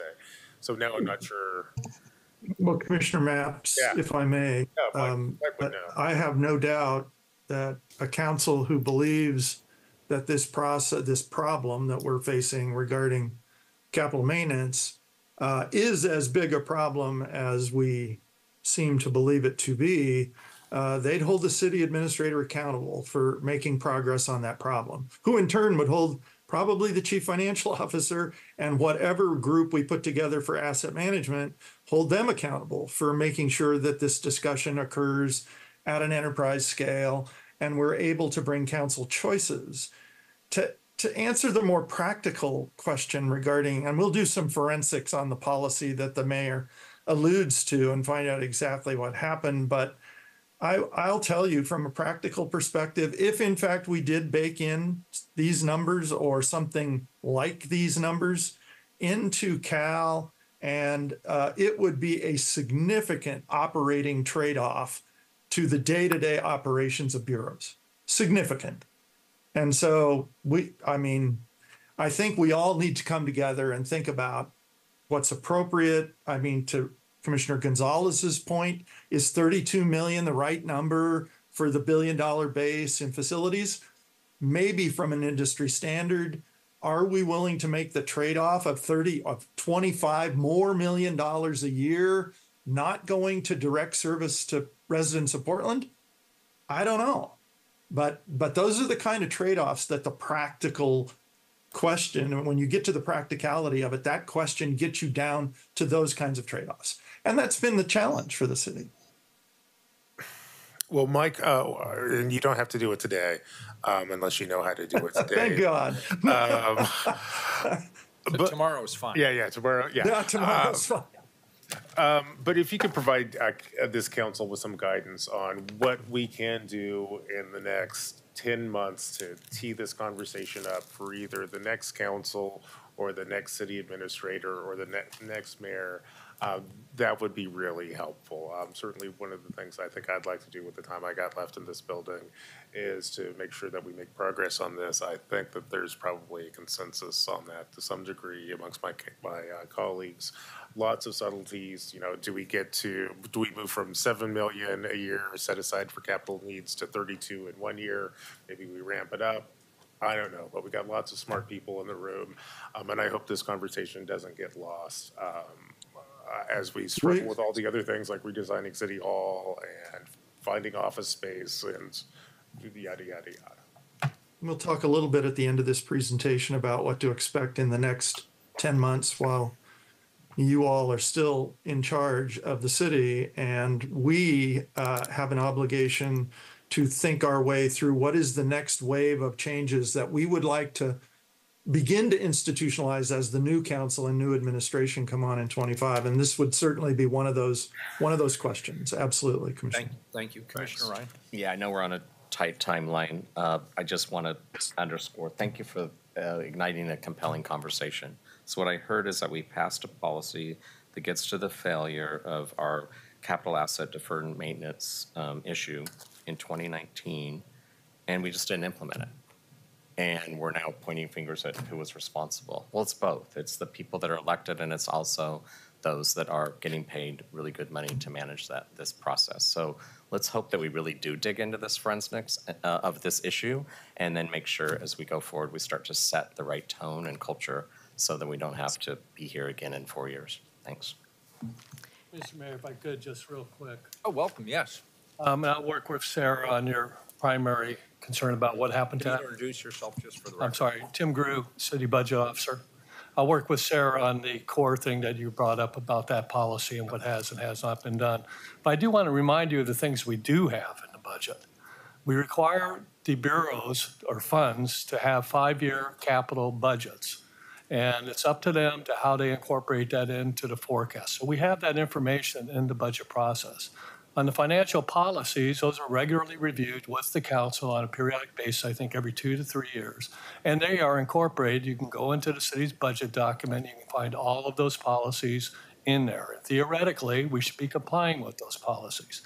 And then one final thing I want to bring to your attention is council did some time back set a policy that when we have one-time funds available at the end of the year, 50% of those funds would go to capital improvements. And the reason for that was to give priority to those improvements. So may we have funds to deal with some of these high priority things going forward.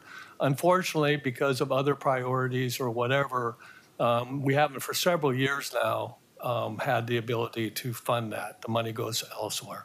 So there are some things in place that we need to review and decide if we're going to get serious about that. But there's plenty of other things we need to do, like Mike was responding to as we move into the transition. So I just wanted to let you know Tim, some of the things we do. Thank you for that. That is an important reminder. And I want to be clear to Commissioner Ryan's point. I'm not pointing any fingers anywhere at anybody here. I'm just saying I think there's a real opportunity collectively for all of us as we transition to a new form of government. Exactly. Let's see if we can crack this nut a little bit. And I think doing that, taking that 10 months to go through this and come back to you with improvements would be a good way of moving into the transition. Awesome. Thank you. Appreciate it very much. Thanks, Tim. And I would just like to note, policy is there. I think Tim's exactly right. It's the mechanism to do that as a bureau is broken. So that second bullet there, we have asked, I think 2 years in a row for the bureaus to fund capital maintenance more. And that decision package has not been supported. It goes through a decision package process. It's not automatic in the budget. They have to agree to it. So there's a broken link between what the policies are aspiring to and the mechanics of how these internal service fund budgets work. And those things are not connecting. And so therefore, we result in what we're having this year for city fleet relocation. As I'm pounding on your doors, I'm like, hey, I got a problem, right? And that's a little bit outside of the budget process. And I care about that one enough to do it, but I could have done it for any of these. But again, the ideal would be to have that be automatic in the budget so that we're in alignment with policy. Yeah, and let's move on, but I Yep. just want to acknowledge what you just said. The fleet one is just the latest Yeah. where we've hit the wall. There are many others. This is just one. Yes. And that's my concern. Not for me personally, but for the future mayor and the future council, and frankly, our desire to fund core city services. So enough on that. We covered it thoroughly. I really enjoyed this conversation. I thought it was good, but it took you guys way off track. So I apologize. We'll shut up and let you guys finish your presentation.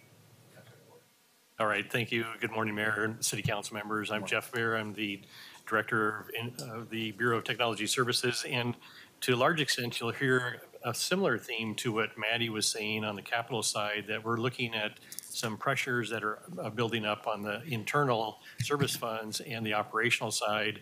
And I would hope that at the end of this, that there's a takeaway that we also need an operational growth plan as well. As the city grows and expands, internal services grow and expand as well. And just to provide some brief examples, I only have 2 slides here, but just to give some ideas on some pressures that we see building up. Could you go back to the previous slide? Yep. Sorry, thanks. Is around some of the costing that with general fund overhead allocation and internal agency bureaus, a lot of our costs are roughly around 90% of labor or personnel cost. And as an example, this current year in fiscal year 23-24, we had merit increases of up to 3%, COLA at 5%, some additional labor contract increases, yet inflation for overhead and internal service funds was set at 3.1%. So we're already behind just on that calculation alone. And additionally, general fund overhead internal service funds such as BTS cut when the city cuts, and we do not automatically add back when the city adds staff or new programs.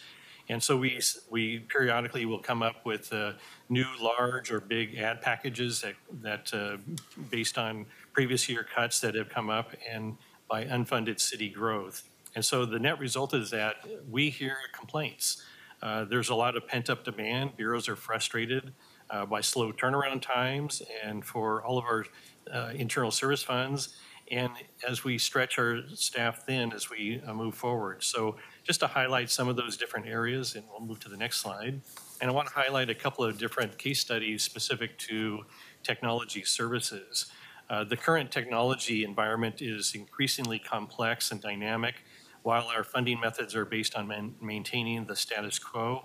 And some of the complexities that we see within BTS include managing over 15,000 accounts. Those account holders are using 8,000 installed applications and over 10,000 internet applications. So think about things like Adobe or ArcGIS or MapWorks or other internal internet-facing applications. Also, we are seeing a substantial increase in our help desk tickets. That we've had a 23% call increase compared to 2020 numbers. And so you can think of the evolving landscape where we have a lot more distributed workforce, hybrid, and a number of different endpoints. And of course, I wouldn't be here if I didn't talk about the evolving cybersecurity landscape. It is significant. There are threats to city operations is very real, and our team is responsible for protecting our network and systems 24 hours a day. And we continue to mature our security posture. But the bad actors, they are extremely sophisticated. They're quick to adapt. And as it's said that we have to be right 24 hours a day, they only have to be right one time to insert and penetrate our system. So it's a constant battle. We're in constant communication with local federal agencies about the significant threat that's out there on the horizon. So we're doing our best to maintain our systems, our people, and securing those different end devices that lead to more access points to protect and secure. So it's a continual effort in a way that we take very seriously in our efforts to do that. And we're often into a reactionary mode rather than an innovative business model. In fact, we are soon to be launching our technology maturity assessment to really assess our different needs of our Bureau partners and embracing the opportunity raised by the organizational change that's just on the horizon. So we want to really set a good, strong strategic roadmap over the next couple of years with that. So really the takeaway for this meeting here this morning is that technology demands from our Bureau partner continues to grow, and we need to grow along with that. And with that, unless there's any questions on the technology side, I will hand it off to Tracy Warren, our Interim Human Resources Director. Thank you, appreciate it. Thanks. Thank you. Good to see you, Mayor and Commissioners, again. Thank you. Like many parts of the city, Human Resources has continually faced managing one-time resources for ongoing needs.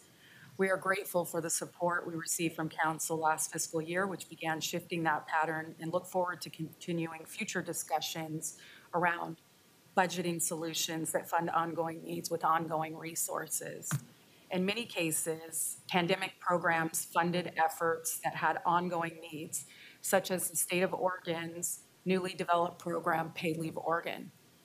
This program requires employers to provide employees with paid time off for their qualifying health reasons. We have one full-time employee supporting this legally required program. Other examples include a full-time employee for our classification and compensation team to manage increased demand from bureaus, as well as the transition of our city government. A recruitment support for our public safety bureaus, which historically have needed more outreach and coordination help from human resources staff. These are just some examples. Human resources will lose 5 full-time employees before making any cuts to meet our constraints targets. Next slide, please.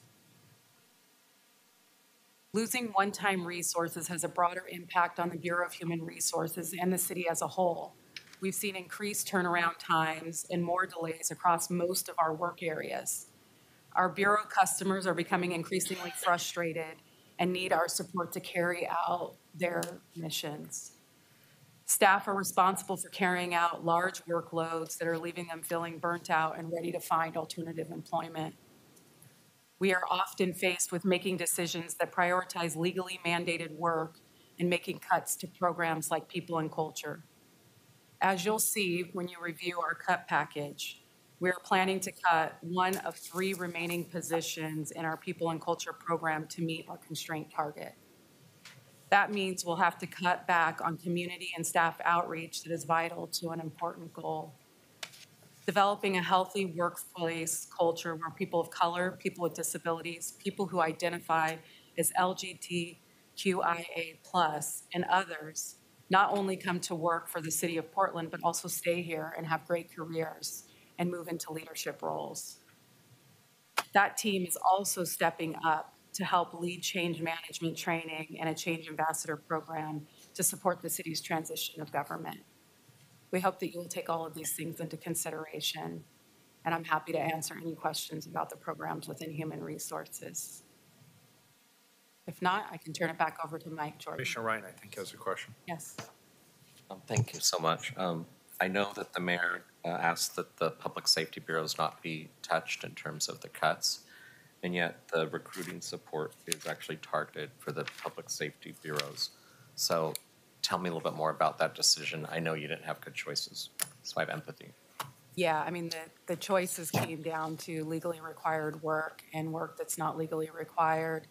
The one position that I talk about early on that's dedicated to public safety is a one-time funded position. And so that was due to expire at the end of this fiscal year, and we don't have an avenue to pursue ongoing funding for that. I guess we'll just want to hear the impact on recruitment then for police and fire. You're likely to see slower timelines to turn recruitments around. Okay, then for the record, it seems odd that we would choose that since we were told not to cut anything from public safety. So I'm sure the mayor and your office will have conversations about that. Thanks. Yeah, no, I'll be honest. The calculation there's not good, and I agree with the premise of the question. First of all, feet on the street was our first priority, and but I acknowledge that it's not ideal, but we have to prioritize. Because our obstacles to getting feet on the street have been the recruitment process and then, the onboarding process. So it's the system. Well, actually, we've done a good job of recruiting. The problem has actually been the training and certification. Right. We just don't want that momentum to stop. Anyway, longer conversation. I'm 100%. advocating for your bureau. I'll stop. Commissioner Gonzalez. I guess I had a question for both BTS and HR. From your vantage point, are there mandates from council right now that are leading to inefficiency? Are there nice to haves that have come from council in recent years that are significant cost and resource drains that if you had different guidance from council might make different decisions in terms of prioritizing resources? I'll speak for BTS, and it's really appreciate the question because I think it goes to what Mike Jordan is also talking about, that we really need to look at it, that our landscape as an enterprise and not individual bureau silos. And we have made many decisions over the years. And one example I can use is like our work order asset management system. We have numerous systems out there. And so we then staff up to support those different systems. That's efficient to support, but it's not efficient as an organization. Whereas we might be better off if we were to consolidate some or pare it down to smaller, then we could just be staffed up to support a smaller number of applications, as one example. Thank you. Happy to chime in about human resources. First, I'll just say I can't speak to historical decisions made by council prior to me being here, so I'm a little lacking in that area. But what I can say is that any decision made by council that impacts and changes government programs, services that need employees to do that work, and those programs require some type of work from human resources to support those activities, hiring, performance management, people and culture to help design and support training programs and cultural initiatives that draw attention to the city. There just isn't a place in human resources that isn't touched when we make changes to government.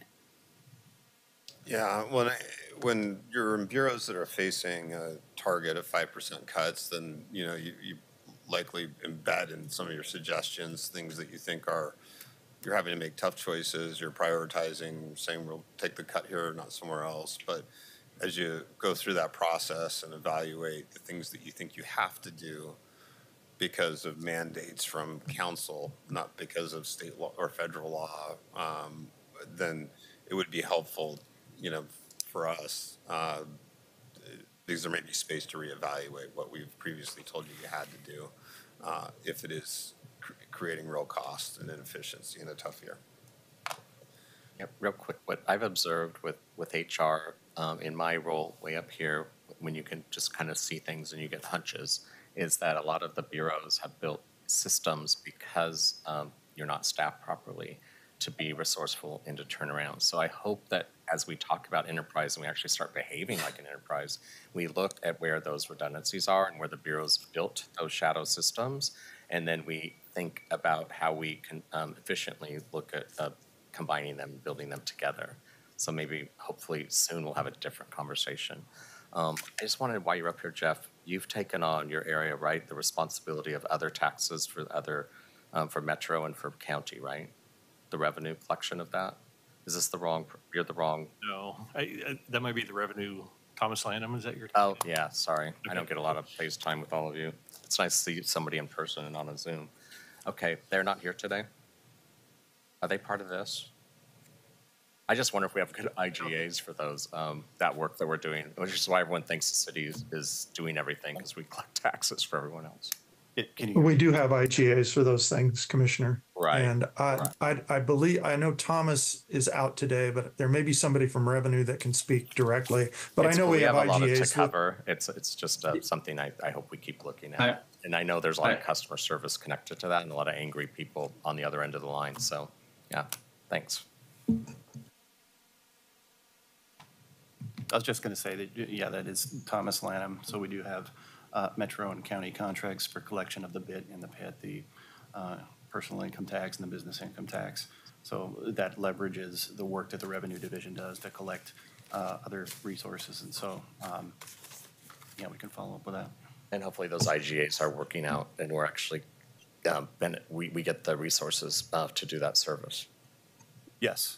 Yes, they pay for the collections, also the systems infrastructure. Okay. We're getting just more calls about how challenging that is for people to navigate. So thanks.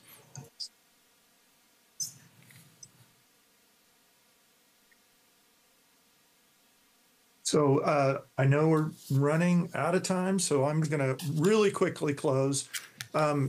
You've heard about all the things on this slide basically today.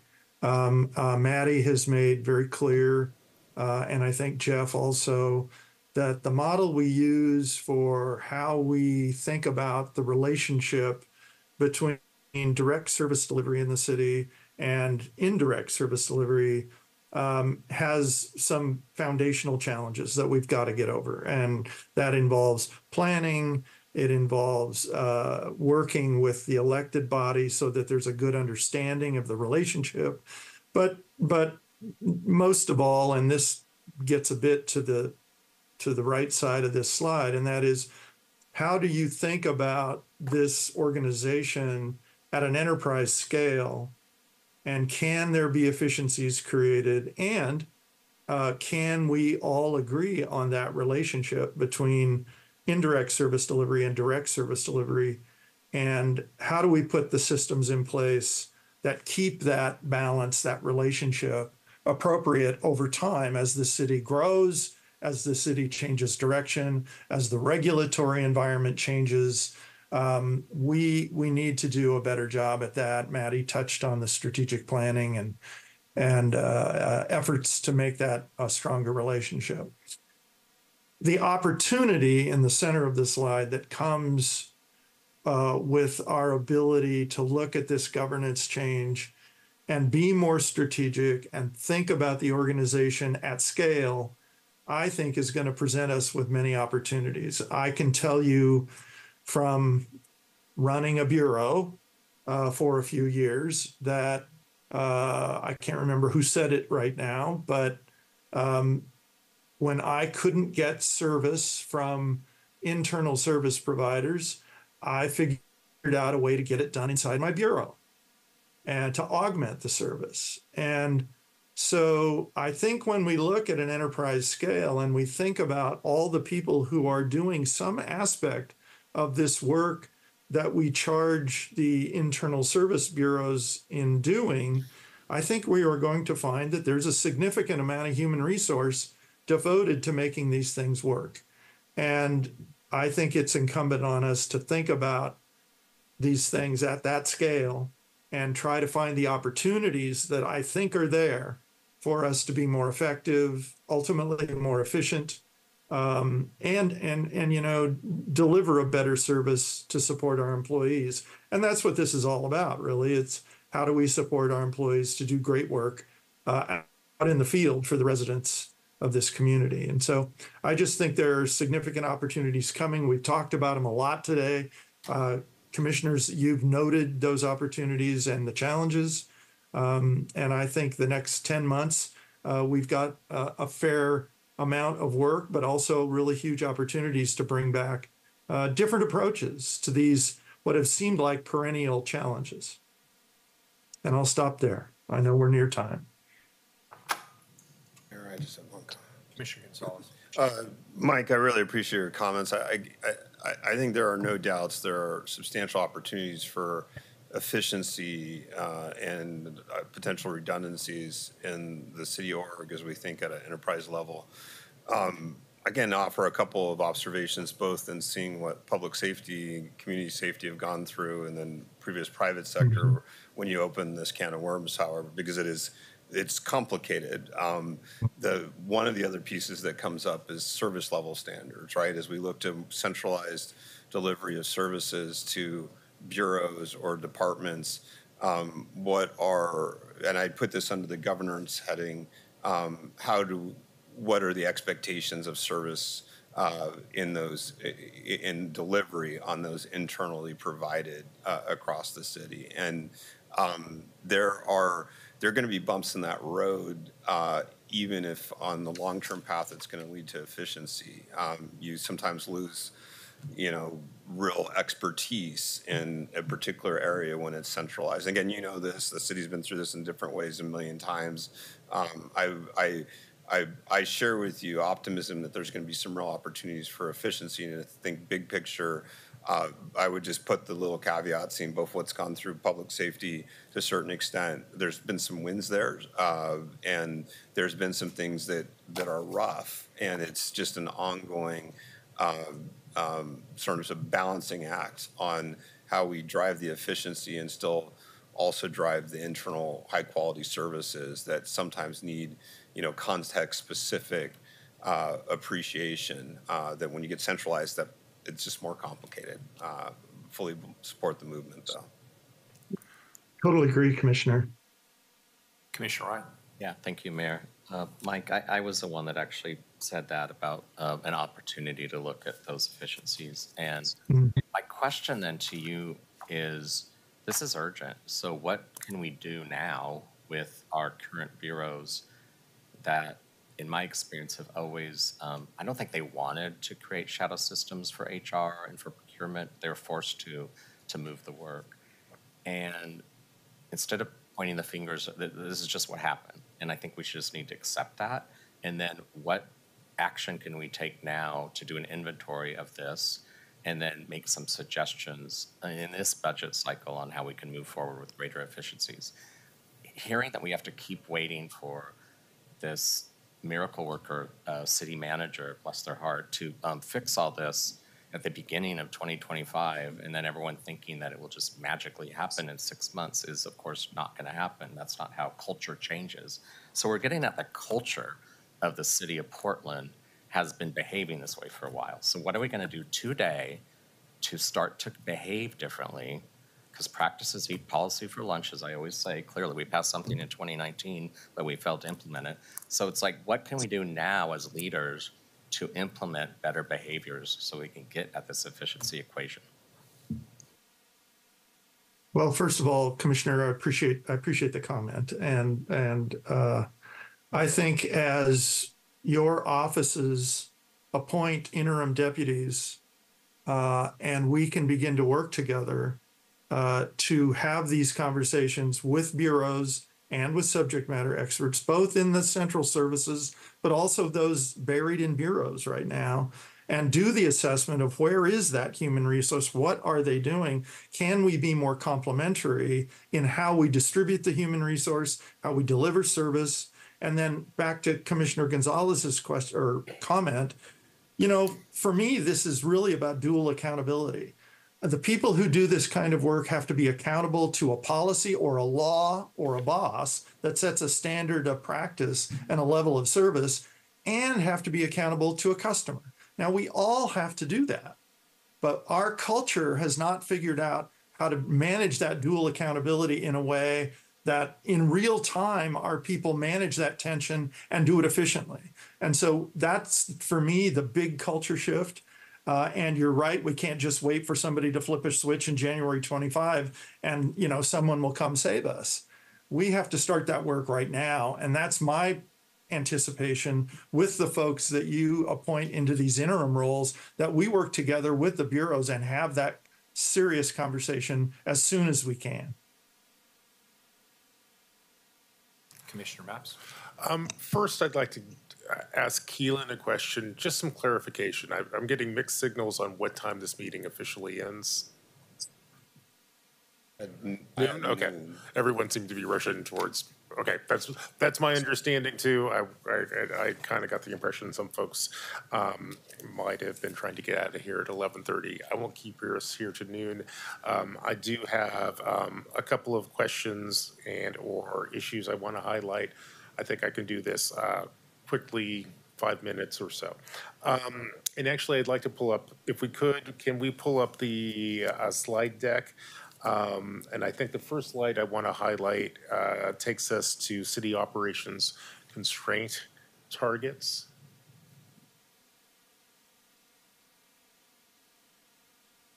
We still have anyone who does that job? Okay.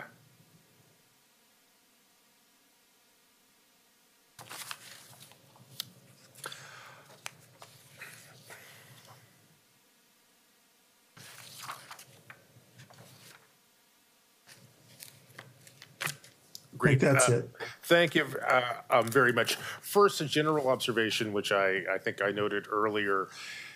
It's really hard to evaluate what's going on here when we don't know the kind of color of money involved.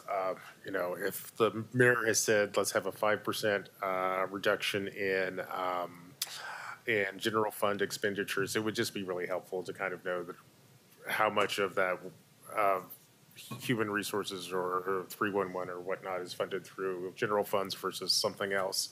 I think that caused me some confusion here. One of the other things that I heard from the mayor, the mayor say earlier is he'd like to have greater understanding from staff as to why these particular reduction proposals were recommended. One of the things that I noted as I looked at this was the programs here, which are not proposed to be cut. I think I noticed special projects, IPR, security, were all not on the cut list. I think I understand why, but in general, I think I'm underscoring the mayor's recommendations that we get some more motivation behind the specific cuts being made. Here's a quick question which we might be able to answer today. So in the 311 program, education campaign funding, is that to tell people about 311, Mike? Do you know what that is? Yes. Okay, Yes. that's really helpful. Also, I'd like to take a look at the 407,000 we're taking out of procurement. That translates into 5 FTE. That doesn't seem right. Yeah, generally, Commissioner, the constraint is simply the starting point. It is the city budget office giving us our current appropriation level in the general fund in that example, and that 5% is what we're going to be short. Okay. Procurement has the general fund side. They also have interagency money that they charge bureaus for their construction contracts for a team of folks that help them with those that work. That is also going to take a 5% cut. Those bureaus are constrained, and they voiced a need to also, scale that back down. And so, in addition to the 5%, they have other pressures on their budget, much like any other bureau in the city. Internal materials and services are increasing. Contract expenditure is increasing greater than what we receive in current appropriation level. And lastly, in the procurement division specifically, it's a larger bureau. They have cascading vacancies. And so we've kind of set a threshold a little bit higher in terms of like the general vacancies that they can absorb within their current appropriation level. Right now, they are very staffed up. They only have one vacancy, and they're kind of getting to the point where they cannot carry as much vacancy savings. And so all of these other factors mean that they didn't just simply have to cut the 5% constraint. They had other pressures on their budget. And I don't think that we're saying we're unique.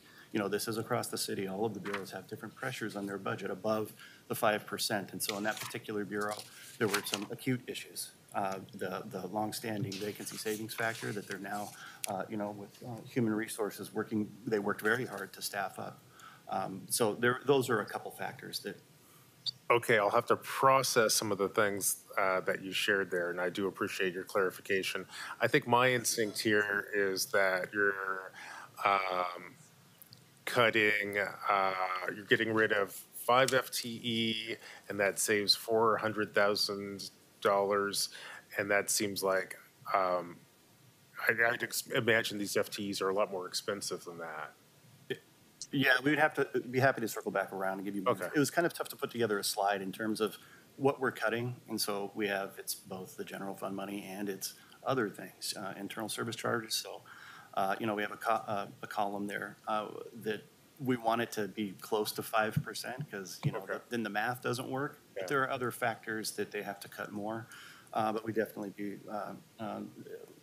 able to return additional information to describe these. Okay, thank you. And actually, before I leave this slide, I actually genuinely didn't get what cutting education campaign funding meant for 311. Now I do get it. I will kind of turn to my colleague, Commissioner Gonzalez, who now has the BOIC portfolio. And I've been removed from that portfolio for a long time, but certainly, one of our goals for 911 is to drive folks who are basically to get many people who are currently calling 911 to call 311 instead. One of the ways you do that is to kind of tell the public, hey, you can call 311, but if we don't follow through and tell them that this is an alternative resource, the system works less effectively than it could. Can we go to the decision package for transition? Here. This is more of just of a comment. I think if you add up everything here, I think we have 2 million in new ongoing expenses. The last time I looked at our budget projections, I think we were kind of expecting about $2 million in new ongoing money moving forward. I'm sure that number has kind of changed a little bit, but certainly this is kind of demoralizing, even with just these kind of 3 relatively simple buckets. We're kind of spending all of our new ongoing money. And, again, a lot of these will probably be paid for by charging bureaus. But, if your general fund bureau, in the end, that money is real. I mean, this also points to the wisdom of asking bureaus to take a 5% cut, but it does emphasize some of the challenges that we face in this space. Can we go to the city fleet alternative analysis? Slide, not this one, alternatives analysis. That's probably the next one. It looks like this. And just all I want to say here is I appreciate the you bringing this forward, and maybe this has already happened. If it hasn't happened, it would be great if my office could get a briefing on some of the proposals here, and then I'd also, especially how we pay for it, both on the bond side and charges to bureaus, I'd also like to have a deeper understanding of how, especially the charges are going to impact the infrastructure bureaus, and also the benefits it'll bring to our bureaus too. Finally, if we could just move to the financial dynamics slide. And again, this is going to be a statement more than a question. Financial dynamics, central service. Yeah, I really appreciate this discussion. And we had I think this is an important idea. How we implement it, especially at a time when we're literally kind of between two governments, I don't understand entirely. I do hope that, but I'm committed to actually helping the city move forward down this track. If we can have kind of more discussion, and it can be a staff level discussion back in the old building, to understand what this council needs to do in order to help us move in this direction as we move forward. I'd appreciate that this is one of the things I'd like to accomplish, or at least move forward in the next 10 months. And with that, I'll lower my hand and turn the floor over to my colleagues. Thank you. Commissioner Rubio. Thank you. So I just have a quick question and then a comment. Looking at the city operations slide, and you outlined all the areas that it encompasses, and you talk about special projects. I was wondering, Mike, if you could talk a little bit more about what special projects means. And I know that over the years it has become a catch-all term here under OMF, and wondering what that means in this new structure. and what the structure is of that, of special projects team. Is it consistent staff that are consistent and they have a work plan over time, or is it ad hoc staff that come together by project? I'm just curious about that and what that budget looks like. The group was put together, I want to say about 5 years ago-ish, and they have been charged with supporting basically enterprise-wide types of projects historically. I think there are 3 FTE that are ongoing funded in the group. And since, well, at least early to mid 22, those folks have been almost entirely working on transition, along with others.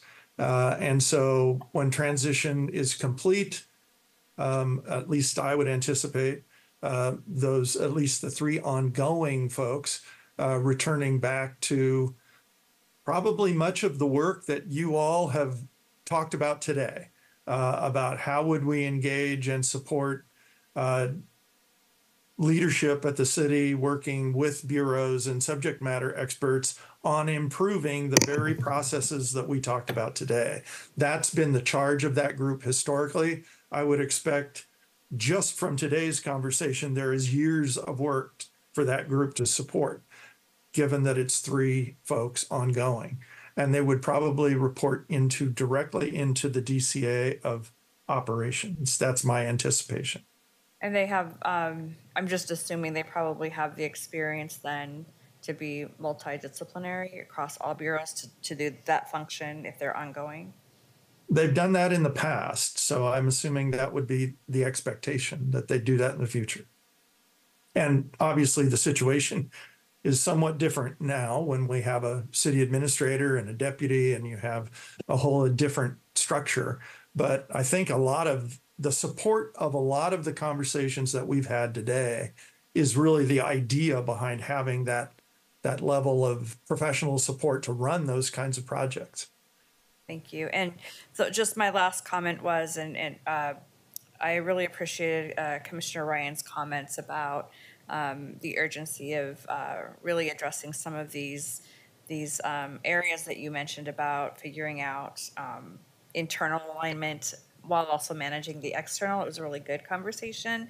I just want to underscore my support for that. And I want, well, to me, it seems clear that you have support from this council to do those things. And I just want to put on the record to just the urgency of the window being right now, so that we are setting things up right now before the transition happens and we have new folks, in different seats.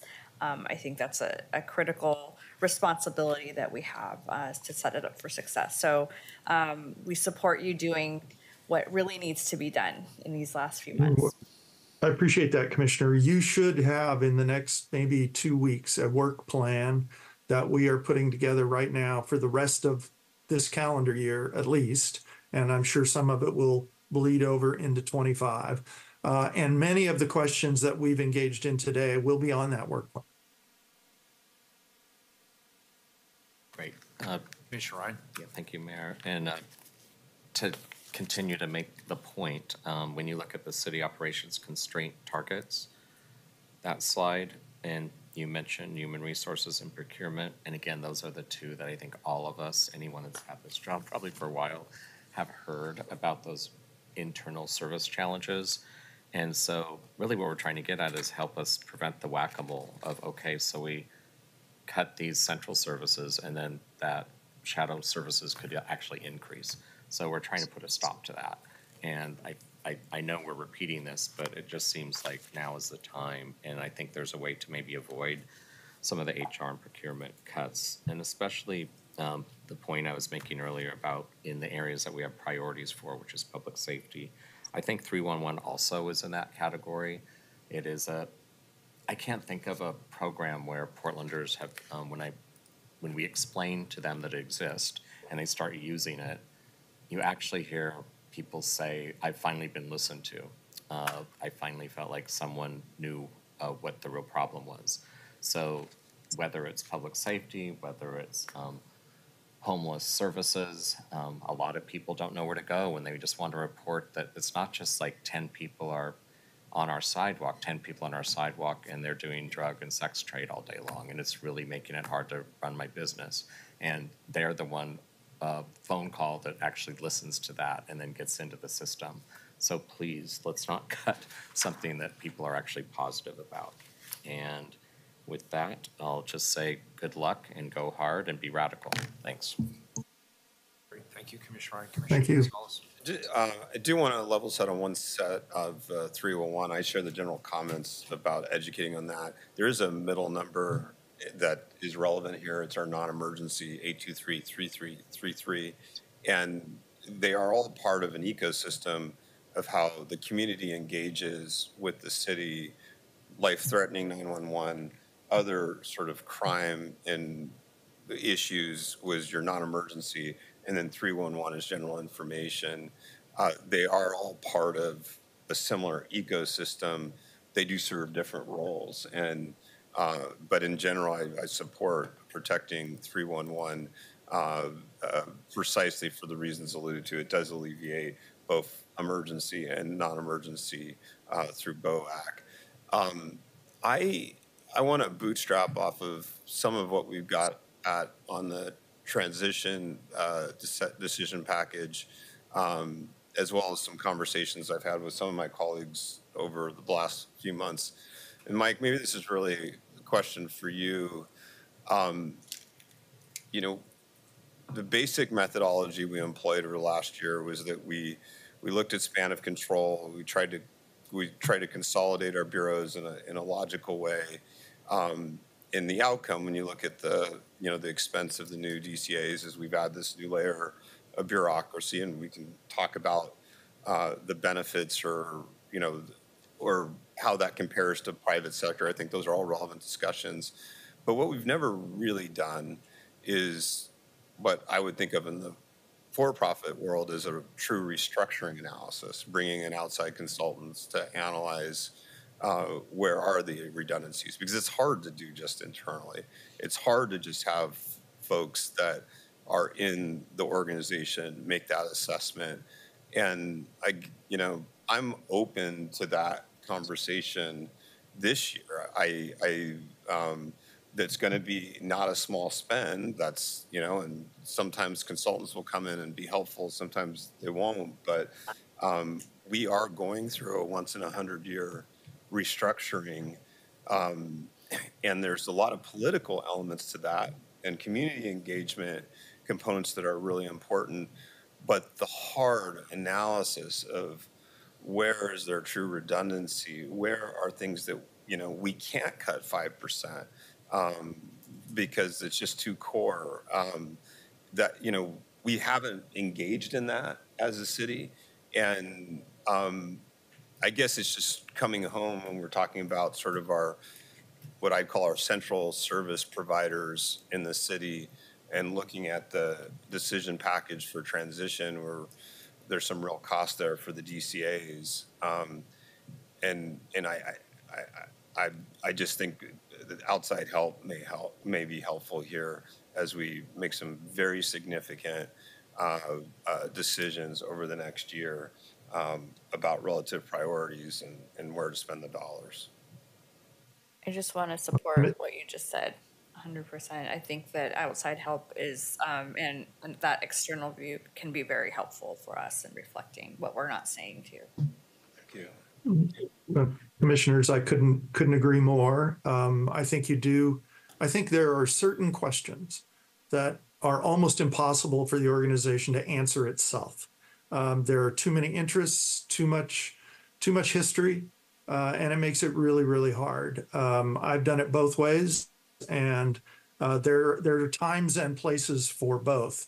But certainly some of the things that are so embedded in the way we think about our business that we can't even ask the right questions is where you really need outside folks to help. We did it at the state when I was there regarding technology, actually.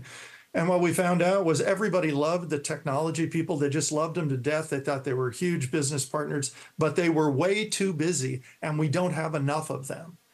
And when we actually did the analysis, we found that the state of Oregon had about 50% more applications than our comparative states and almost 100% more than best practice organizations, public and private.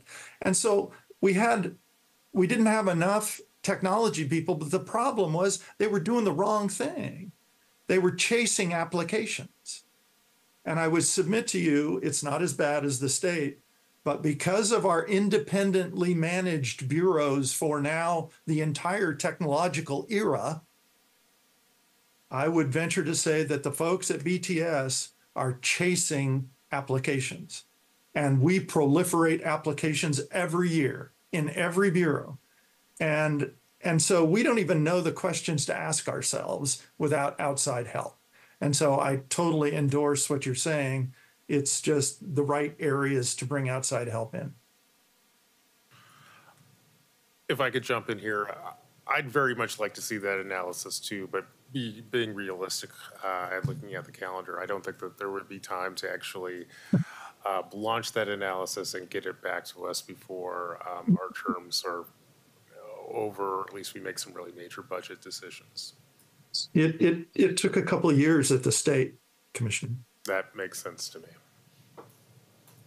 Yeah, and I would just, submit if we start that process now, that would be of assistance to the next city council, the next city administrator, and the next mayor. Honestly, there's elements of transition that I would rather spend money on outside help than what we have on the table. And but it's not cheap, and it takes time, and it won't. Your point's very fairly made. For this budget cycle, it won't necessarily help us to make any decisions right now. I also want to say I appreciate your instinct. Certainly, one of the things I'm mindful of at this point in the calendar is teeing up the next council for success. And I think some of the decisions that we make now and choices we make now are going to be the difference between having Portland continue to prosper or kind of really flounder as they go through this transition. Well, I think we don't need to let perfection get in the way of good here. Yeah, maybe it would take a year or two, but we could get this started and we could make some progress in this budget cycle. So I don't want us to keep delaying the obvious. Clearly, this has been a conversation that should have been had a long time ago. We've had it. It's been exposed. The flashlight's on it. Let's do something in this budget cycle that shows that we're making incremental progress towards efficiencies. Anything less of that will be a failure in this budget process.